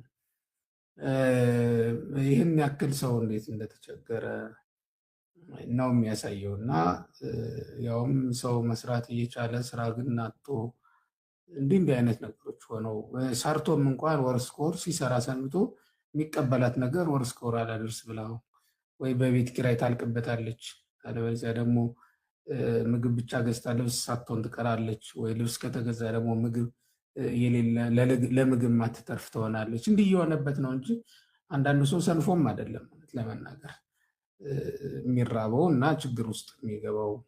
ስለዚህ እሱን እናስብ ለማለት ነው። እንግዲህ ይበቃኛል። ካልተገናኘን ምናልባት ከዛ በፊት በያላችሁበት መልካም በዓል እንዲሆንላችሁ፣ የጌታ በዓል የልደት በዓል እንዲሆንላችሁ እመኛለሁ።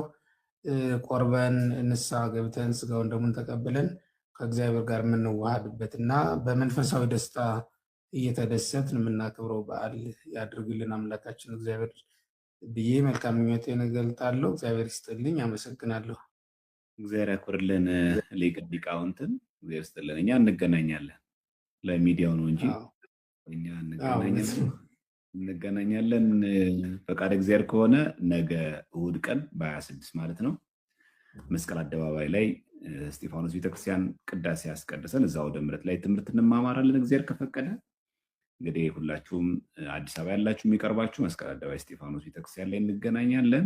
ቃል እግዚአብሔር እንማማራለን። ዋዜማ ደግሞ በየደብሩ ዋዜማ መቆም፣ ማስቀደስ፣ የአላፋት ዝማሬ የምትሄዱ የምንሄድ ሰዎች ደግሞ ተሰብስቦ በቤተክርስቲያን ስርዓት ነጭ ተለብሶ በሚገባ መዘመር። ከበዓሉ በኋላ ሌላ ቦታ መሄድ አይቻልም። ቤተክርስቲያን ሄደን ማህሌት በመቆም በማስቀደስ ስጋው በመቀበል በዓሉን እናክብረው። በዓሉ የቤተክርስቲያን ነው፣ መከበር ያለበት ቤተክርስቲያን ስለሆነ ይህን አደራ ለማለት ያክል ነው። የኔታ እንደዋወላለን፣ እንገናኛለን። የኔታ መንክርም እግዚአብሔር ያክብርልን። ሁላችሁን እግዚአብሔር ይስጥልን። ለሁላችሁም መድኃኒዓለም ይስጥልን። የኔታ መንክር በጸሎት ያዘጉልን።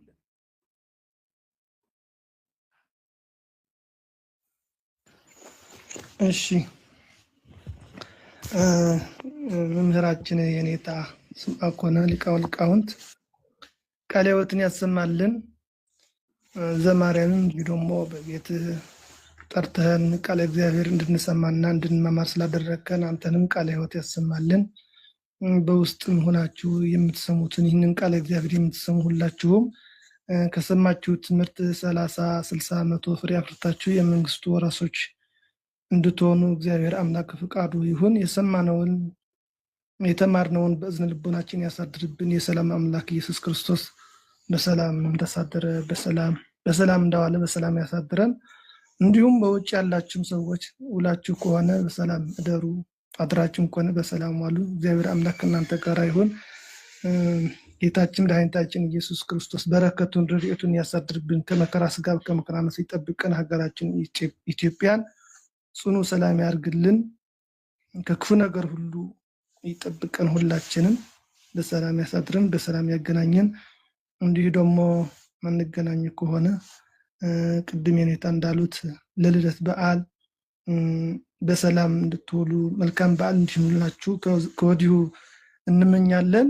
ሰላም እግዚአብሔር ከሁላችን ጋር ይሁን። በሰላም ያሳድረን አምላካችን።